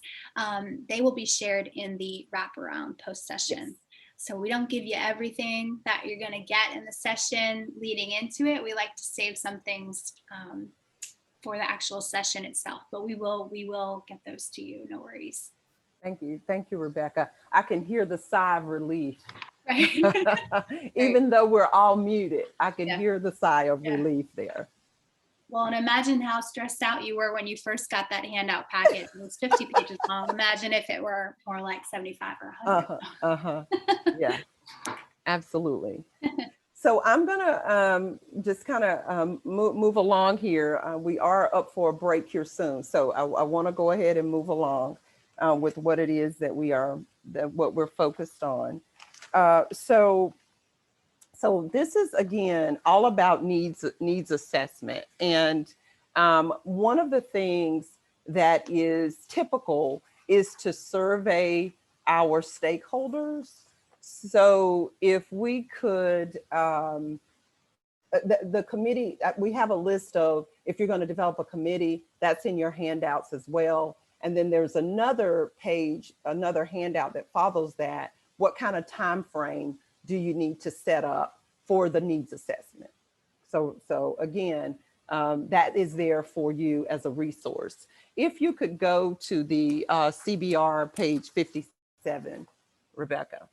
So what we're going to just show you here are samples of about 3 surveys. Again, you will get this in the wraparound, but we just want you to eyeball it for now. So if you're going to gather information about the needs assessment, or if you're going to conduct one, then you have to determine what instrument you're going to use across all your stakeholders to learn more about need. So this is one layout of how to do that. And we're just going to scroll through this just so you can see it. You can keep going all the way up through the 3rd one, which is page, you're going all the way, and this is survey 2. So notice it's a little bit different.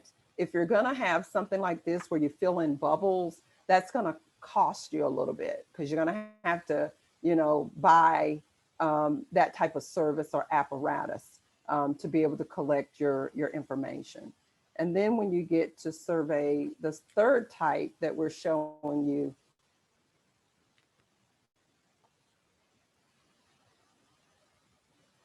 I'm just quiet because we're scrolling through that 2nd type of survey. Here's the 3rd type of survey.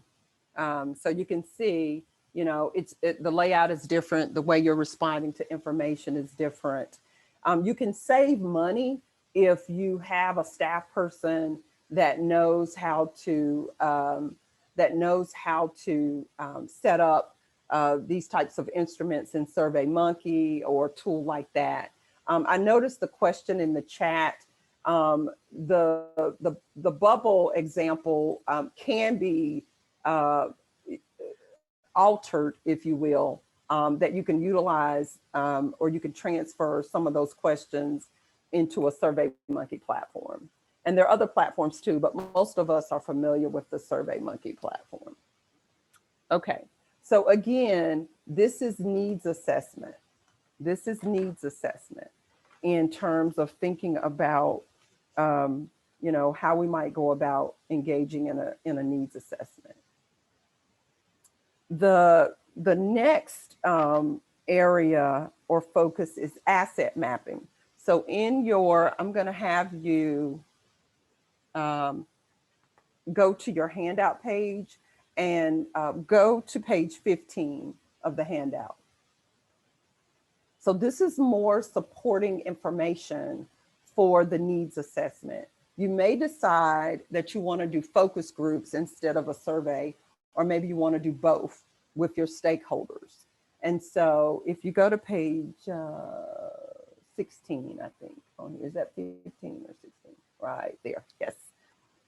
So if you're going to utilize a focus, you can start right there. If you're going to utilize a focus group approach or method of learning more about need, we've given you some sample questions here that you can ask in those focus groups. And we've also, the page that follows, our focus group tips. There is an accompanying page around survey things to consider for surveys. You can keep going. And then we've also included a like a data collection worksheet that you can use. I promise I'm going to come back to this. I'm showing you what you have for the needs assessment information. The next handout you have is a checklist for the needs assessment survey. So if you're going to do a survey, here's some instructions on how to utilize the survey approach to gathering need information. You can keep going. We've got a tally sheet here. These are all samples. This is a sample of what you could use. So if you're going to use a survey and you're going to inventory those results and how you're going to gather that information, collecting the surveys, then we've got a little sample here for you to use, as well as the following page. Now, once you have, now that you're all overwhelmed and I've given you 100 pieces of information about needs assessment, we have to analyze this information once we get it.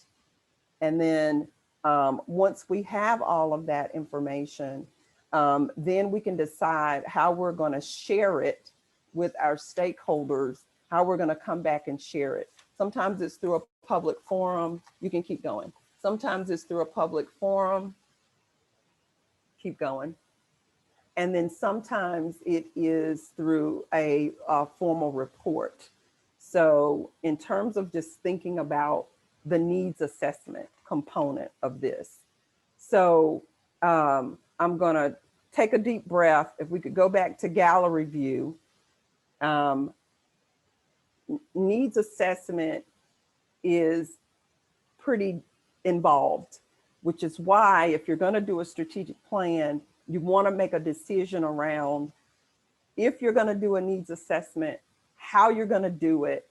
And it is a significant part of the process because based on what we uncover as need has a lot to do with how we go about planning or what we're going to plan around. So that's an important piece of this. There are two other pieces. So that's needs assessment. There's also what we call asset mapping. Guess what though? It's the same process. It's just for a different reason. It's the same process as a needs assessment. The difference is you're identifying assets as opposed to need. Some strategic planning processes will couple those two together. You know, so you're identifying need and you're identifying assets at the same time. So that's important to remember. So again, needs assessment, asset mapping, same principle, different focus, same process, different focus. You approach the needs assessment and the mapping of assets the same. And again, they can be coupled together. What you have in your packet, page 26, what you have in your packet is a purpose of asset mapping. And guess what? You have a asset mapping process worksheet, just like the needs assessment worksheet. Same process, you know, in terms of what to do, but what you're trying to uncover is different.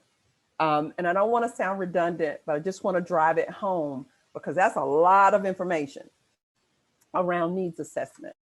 But that is the approach. So when you're trying to secure a consultant, for example, and you hear that price tag for strategic planning, if there's a needs assessment component or asset mapping component, that really can make the cost more. And if you're using primary information as opposed to secondary information, that also contributes to time and cost. So I want to make sure that I lay that out for you so that you are aware of what it is that takes, what it takes to do that. And then the third part of this process is the capacity assessment. In your packet, page 28, you have capacity assessment, and capacity building.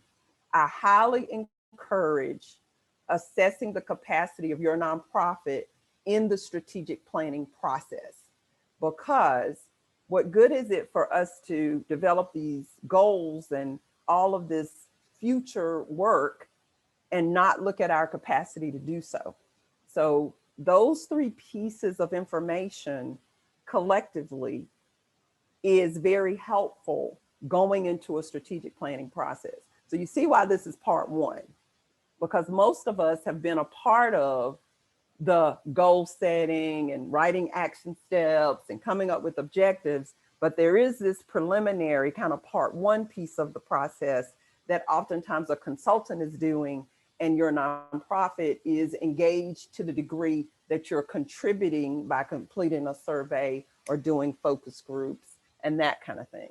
So you have on page 28 of your handouts, capacity assessment, capacity building.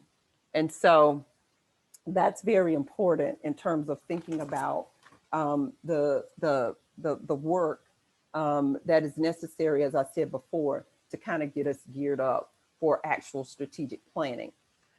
Now, what we're going to do is we are going to go into breakouts. If we could go back to the PowerPoint, we're going to go into breakouts. And what we're going to do is we're going to have a conversation about all this information I just shared with you. And I would like for you to have a discussion around what you consider to be useful. So if we could go to 17, what you consider to be useful, and how do you see what it is that we've laid out for you in this first part, the usefulness of that information. Again, we know that it is quite a bit of information. We know that. And so we want you to sit with it for just a little bit and to engage in some dialogue about all that you've just heard me present and how useful is that to you going forward. When you come back, we're going to take a break, and then we're going to go into the hands-on around the mission, the vision, the goal setting, and the SWOT analysis. Once we do that, that's going to go about the same pace as this, except you're going to be doing some work. Then on the very end, it goes a little quicker because we're walking through how to do those last pieces. So in your breakouts, again, you are having a discussion around how useful do you see what we've talked about so far? What is the usefulness for you and your organization as you may embark upon strategic planning? And so that will be about, let's do about 7 minutes, Rebecca, if I could take a few minutes off of that. Yeah, sounds good. All right, I'll open up the rooms. We're talking about in our breakout groups, the usefulness of the information that you've received so far in this process, these early stages of strategic planning. So here we go. see you back here in 7 minutes.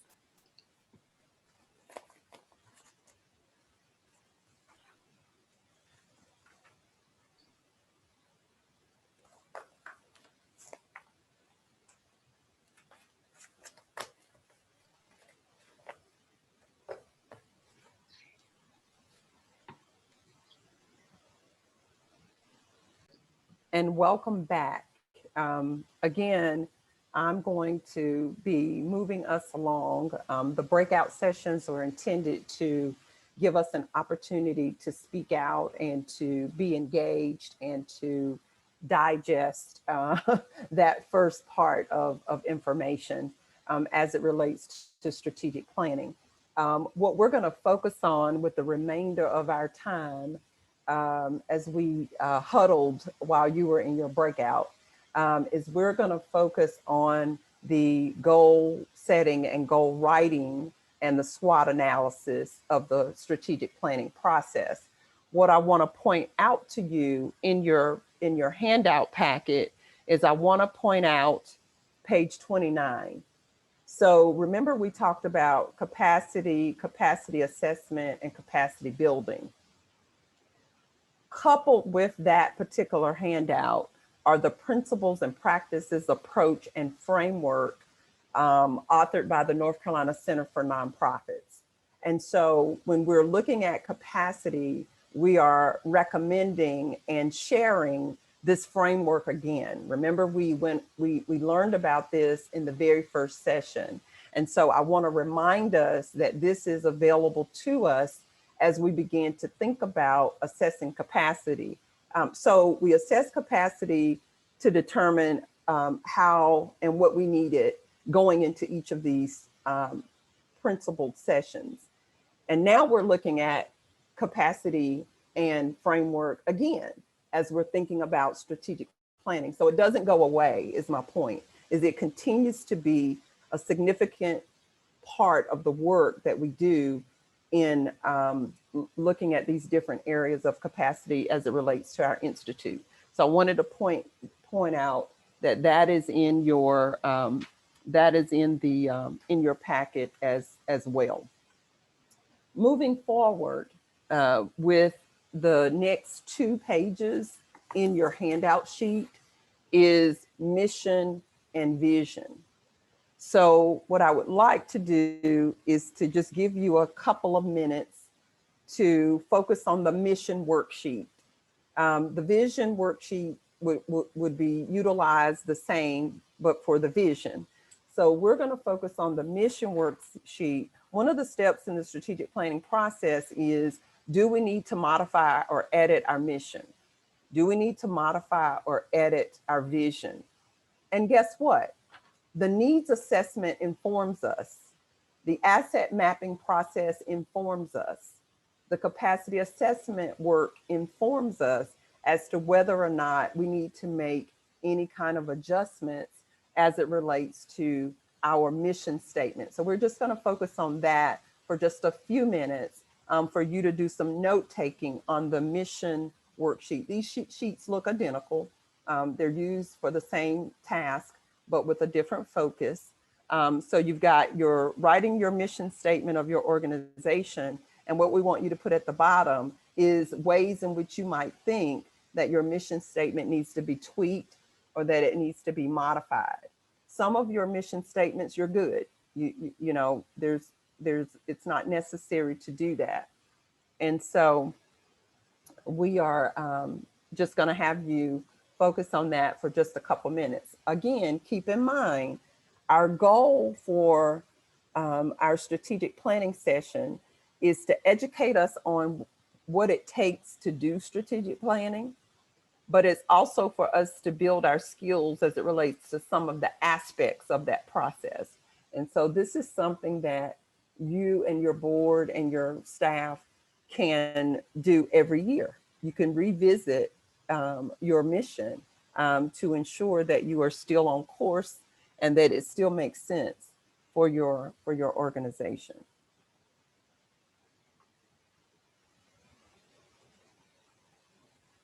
So I'm going to go silent here for just a couple of minutes and just have you make some notes about your mission and your vision and whether or not you need to make any adjustments.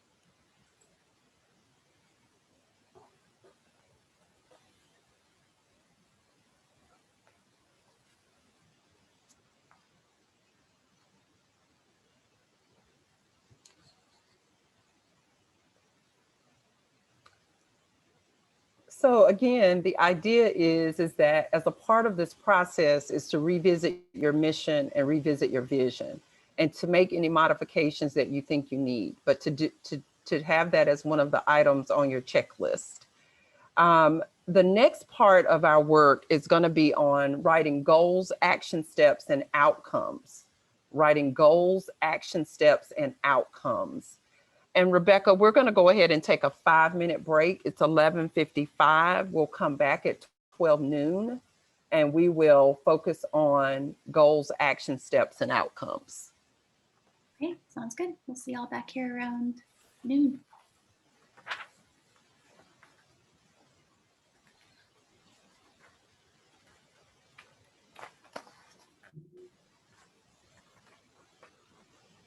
Are back to learn about how to do goals, action steps, and outcomes. And Rebecca, if you just leave it on the gallery view, because for this, everyone has in their handout packet what they need.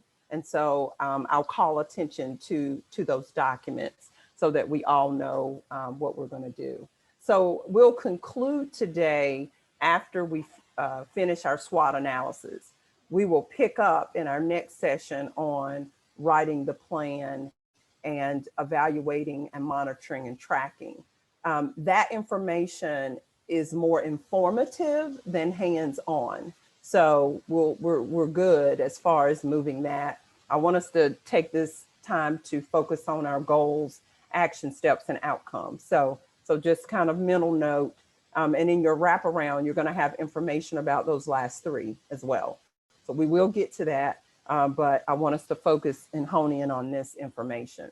So page 32, you have a single sheet there that outlines goals, action steps, and outcomes. And then following that, you have a page that is a sample goal statement. And then following that, you have a page that's sample action steps to go with that goal statement. We've got a page there with action words that you can use to write goals and action steps. And then you have an outcome page as an example. So all of that is like one packet on giving you an example of all 3. When you get to page 37, 38, and 39, we put all of that in one document. So you have it spaced out so that you could lay all those pages beside each other and have a flow. You would have what goals are, what action steps are, what outcomes are on one sheet. And then to follow, you have an example of each. So that's like one packet. When you get to page 37, this is what we consider to be an organizational goal, more of an overarching nonprofit goal that you would have in the strategic planning process. Page 38 is for a specific program. Okay. When we do strategic planning, if you remember from Arlene and Thomas's presentation, they shared overarching organizational goals, which is what you see on page 37. So this is a sample goal, a set of action steps, and an outcome statement that we developed that reflects the North Carolina Center for Nonprofits. The next page, that page 38, is a program goal. Our focus is on the nonprofit goal, page 37. The reason we have a program goal in your packet is because a participant from the last class asked us to provide that. So we did it afterwards and we sent it out, wrap around in the last class. So we just incorporated that in this. But when you're doing strategic planning, it's those overarching organizational goals that you're focused on. That is there to help us. In case you needed it, we went ahead and added it. And you'll see this again in your wraparound packet. We included it there as well. It's got a label on the top. You'll see when you get it. So let's go back to page 32. Give me a thumbs up or a heart or some kind of reaction that we are all on page 32 of your handout. I see you. I see you. Yes, I see the thumbs up, hearts and thumbs and all that great stuff. I'm standing between everybody and lunch. I know, right? So, but I tell you, we're doing some good work here, and how great it is that you're participating in our institute.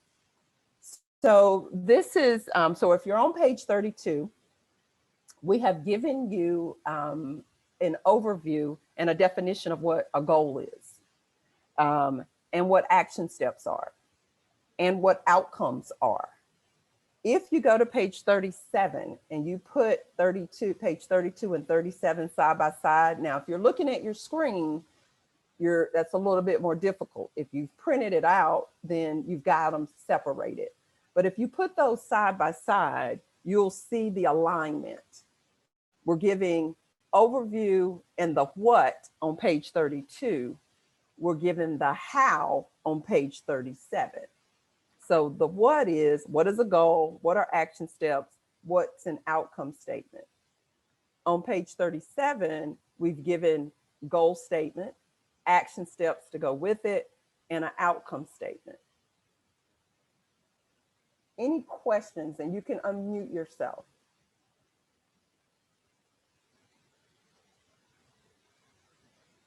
We're trying to balance between not assuming that we all know what these are, and those of us who might know what these are. So bear with us in that regard. How do I write a goal statement? How do I write action steps? How do I write out an outcome statement? Now, what I typically do, and I saw it reflected in both Arlene and Thomas's sorry, I was reading the chat. That message popped up. So I was reading the question in the chat. If you remember from Arlene and Thomas's presentation, each of them had a cluster of primary goals in their plan.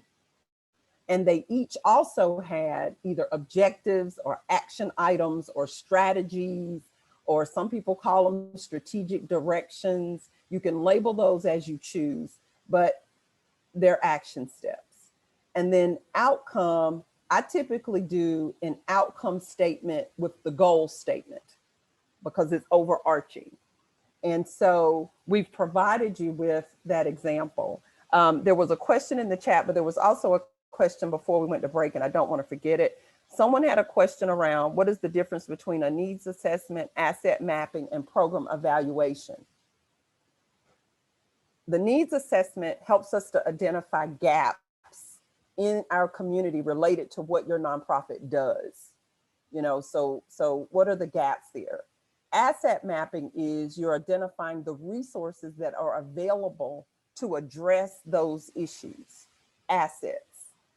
program evaluation is specific to a program. You can do asset mapping related to a program, and you can do a needs assessment related to a program as well. But in this space, we're talking about strategic planning. So we're utilizing those as that. I hope that helps with that question. And then the question in the chat, I think, was about annual planning. These can go together. If you have an active strategic plan, then your annual planning should include that strategic plan. I hope that answers that question. If you don't have a strategic plan, then the annual planning might be to develop some action plans. Maybe you're not ready for a strategic plan yet, but you just want to, you know, put some focus out there and some objectives that you're trying to accomplish. I think I got all the questions that are there, I think. So back to our goals, action steps, and outcomes.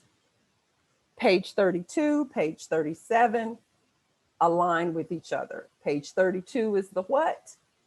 Page 37 is how. This is how we put these together.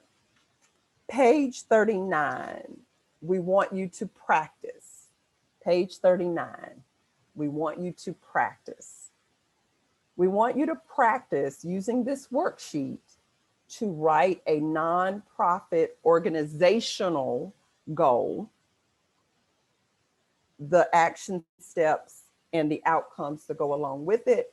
And we want you to use the resources that are in your handout packet. So you've got some action words there. And we're asking you to write goals that are very specific, measurable, realistic, and that have a time element attached to them. So again, we're focusing on one goal, a set of action steps, and an outcome statement. We want you to practice that. So we're gonna give, it's 12:10. We're gonna give you 5 minutes to work on that.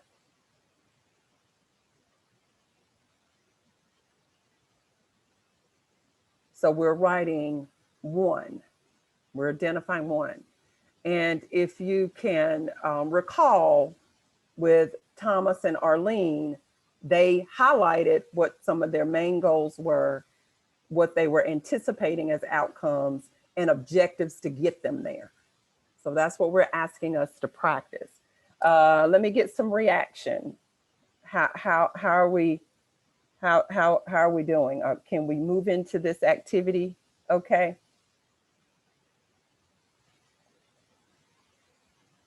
I see a thumbs up. I see, okay, I see some okay, great. Yes. I don't understand or what is recommended, or I don't understand. So go unmute and talk to me.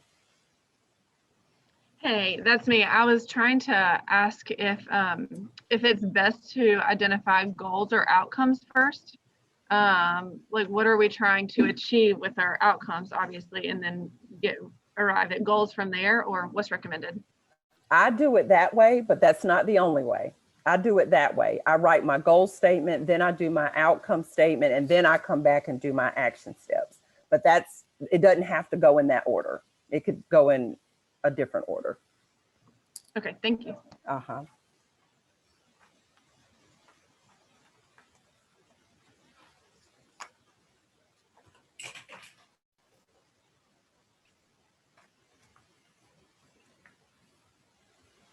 So we are filling out our worksheet. That's what we're doing.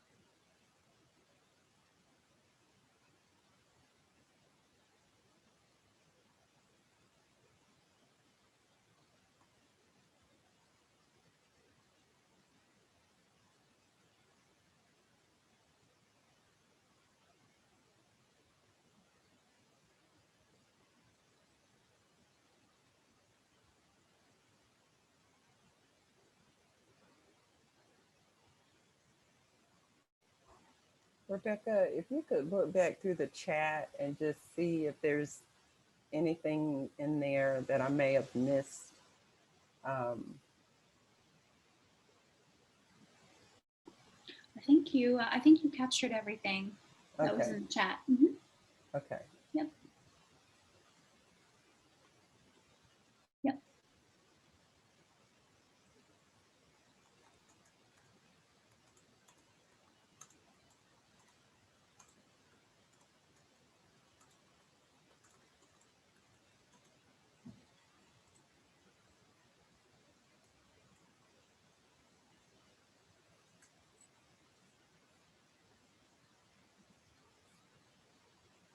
Okay, so we wanted you to kind of work with that a little bit um, as we kind of covered all these different pieces of information. And I did not ask the question before we all got started, how many of us have participated in a strategic planning process? There may be some of you who this is brand new for you. And so pace yourself, give yourself time to get acclimated. It is quite a bit of information, but over time, just kind of sit with what you have. And also, as you participate in these processes, it will begin to make more sense to you. So just keep that in mind. You know, this is not a sprint, it's a marathon, right? You know, we're taking steps to getting closer to understanding these principles and how they align with capacity and capacity building. So I just want us to be patient with ourselves as we work through this. Because guess what? There's more information to come next week. So, you know, we're just going to keep adding on to your library of information. The next thing that we want to have you to take a look at is that worksheet that you just completed. We want you to do a SWOT analysis of that set of that goal, those action steps, and the outcome statement. So we're talking one piece. I think, remind me, Thomas, I think you had, was it 6 priority areas or 7? Arlene, I can't remember how many goal areas you had. You have 3.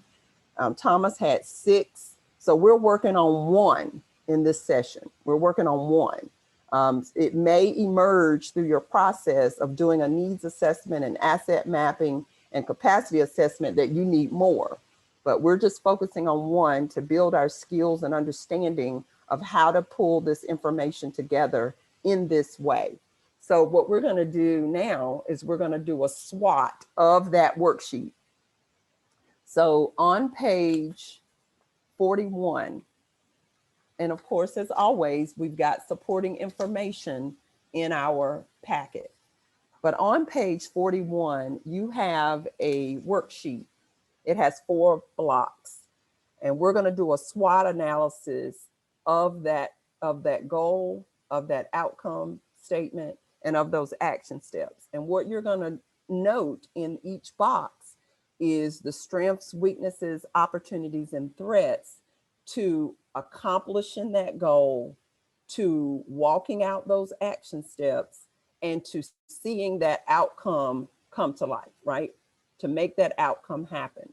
So what are the strengths that exist as it relates to your nonprofit?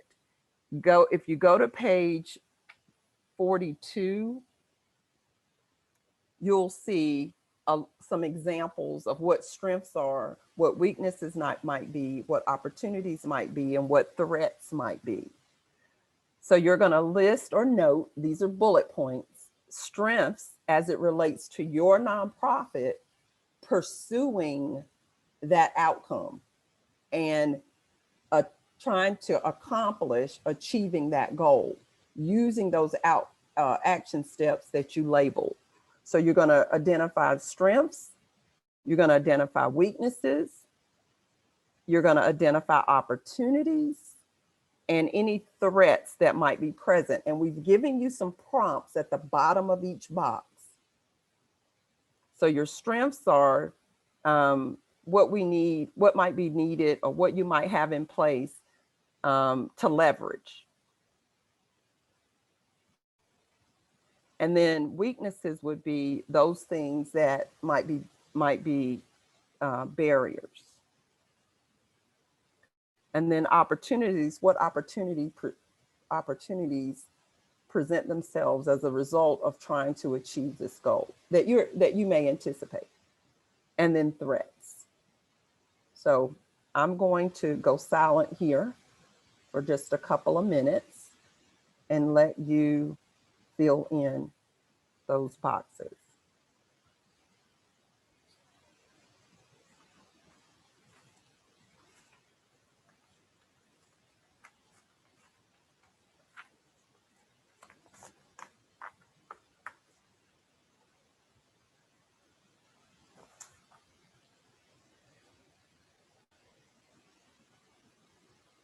This is a workshop, right?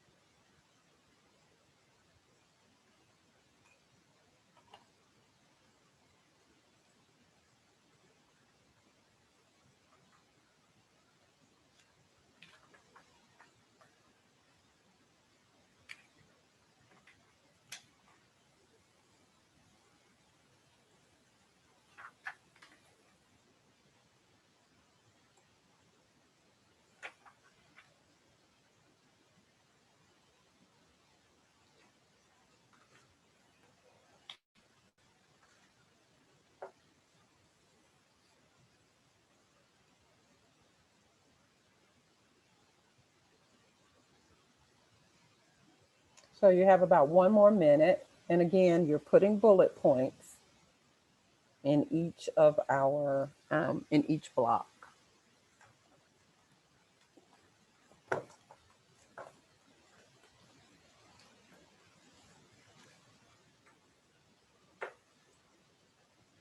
And Rebecca, if you could show page 43 of the handouts on the screen. I don't know. I'm thinking that one might have to be flipped or something. I don't know. I'm not the mechanical kind of side of this, but that work plan on page 43. There we go. I don't know if we can somehow, yeah, okay, there it is. Can everybody see this image on your screen? No? I can see it. Yes, I see Julie shaking her head. Yes, yes. Okay, great. This is putting it all together. Whew, I know. Whew, that was a lot. So we've got our goal statement. We've got our anticipated outcome. We've got how with our action steps. And what we added in this image or in this example is the who and the when. And so we just kind of mocked it up with some dates and that kind of thing. But you can kind of see where we're going. So if you remember from Thomas's and Arlene's image of their strategic plan, I think Thomas's had a page that was similar to this layout right here. Thomas, I'm going to go ahead and tell you, I took a picture of the screen when you had yours up. So it's okay. And I will say I shared the document in the chat box. Yes. I will say, please don't just freely distribute it. It's right. It's what stays in Vegas or what happens in Vegas. Right. Stays in Vegas. But for your individual use, I think that's okay. Thank you so much. I only took a picture of one page, but I did want to let you know because I knew I was going to come back to this. So if you look at the layout for their organization, it was similar to this. Arlene's was too, but in terms of the landscape page here, this is kind of what it looked like. So again, this is putting it all together. So we had to do all of that in part 1 so that it could inform part 2. And then we take it and put it all together. And then we have work plans. So you would have, I think Thomas had 6 priority areas or goals. There would be 6 work plan sections in that strategic plan. Arlene had 3. There would be 3 sections in that plan. Rebecca, you can go back to gallery view. Again, we are finishing up today with the SWOT analysis. When we get together next week, those last 3 parts of the strategic planning session is really informative. There's less hands-on work that you do in those parts. We're letting you know in those sections how to go about implementing the process, those steps in the process. So I don't want you to think that there's a significant amount that's being left out, because it's not. But it's not as hands-on as what we just did. So we're gonna stop there. Please review your wraparound when you get it. Review that packet because you're gonna see some supporting information that we shared in the session that we didn't necessarily have in your handouts. As Rebecca said, we would have had hundreds of pages to give you if that was the case. Rebecca, just real quick, I just want to get some audio feedback from our participants. What are you thinking right now? How are you feeling?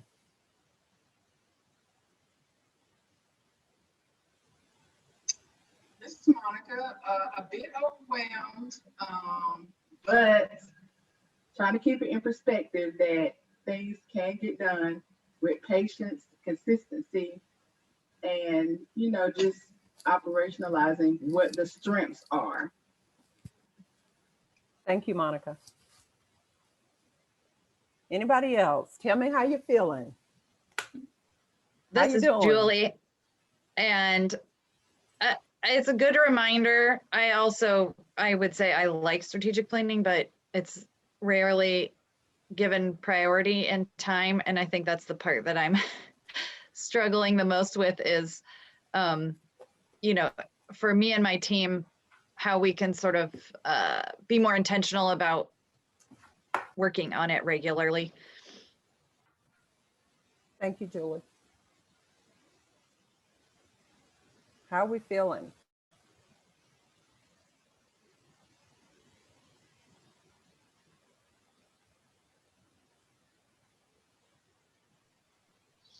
I'm excited. I'm motivated to make that time for planning. I was scrolling through LinkedIn a second ago too that says creativity is intelligence having fun. And having this time, having this moment to be able to think about additional goals for us is really getting me jazzed up. So, to other people's points, Julie in particular, about having the time, making the time for the plan is the key. So this is great. Thank you. Okay. Well, Rebecca, I'm going to turn it over to you. Thank you all so much. I know this was a major workout today, so enjoy your lunch. Thank you. If it's not raining where you are, take a walk. Thanks, Dr. Palmer, and thanks for joining us. You guys are over the hump. This was our 3rd session, so we've only got 2 more sessions to go. Next week, it'll be fundraising and financial management. We'll be joined by our CFO, Tracy Carriette, who will provide us some additional expertise. I did put the survey for this session in the chat if you want to scroll up and snag that real quick. You all are doing wonderful filling out these evaluations on a regular weekly basis. We're getting great response rates on that. So, and we cover them every week. We have a debrief session and we do cover that information and try to tweak what we're doing each week. So we really appreciate your responses to that. Look for our wraparound. I try to get it out by the end of day on Thursday. So you have a good solid day on Friday and or Monday to really review what's included in that. And if you ever don't get it, reach out to me. I know some of you have all kinds of issues with emails and things not coming through because there are attachments. So sometimes it can get it can get screened through junk or spam, but hopefully everybody's getting all the materials, and really appreciate your participation. We're wrapping up right here at 12:30, and we will see you all next week on Tuesday. Stay safe, stay warm. We'll talk to you guys soon. Bye.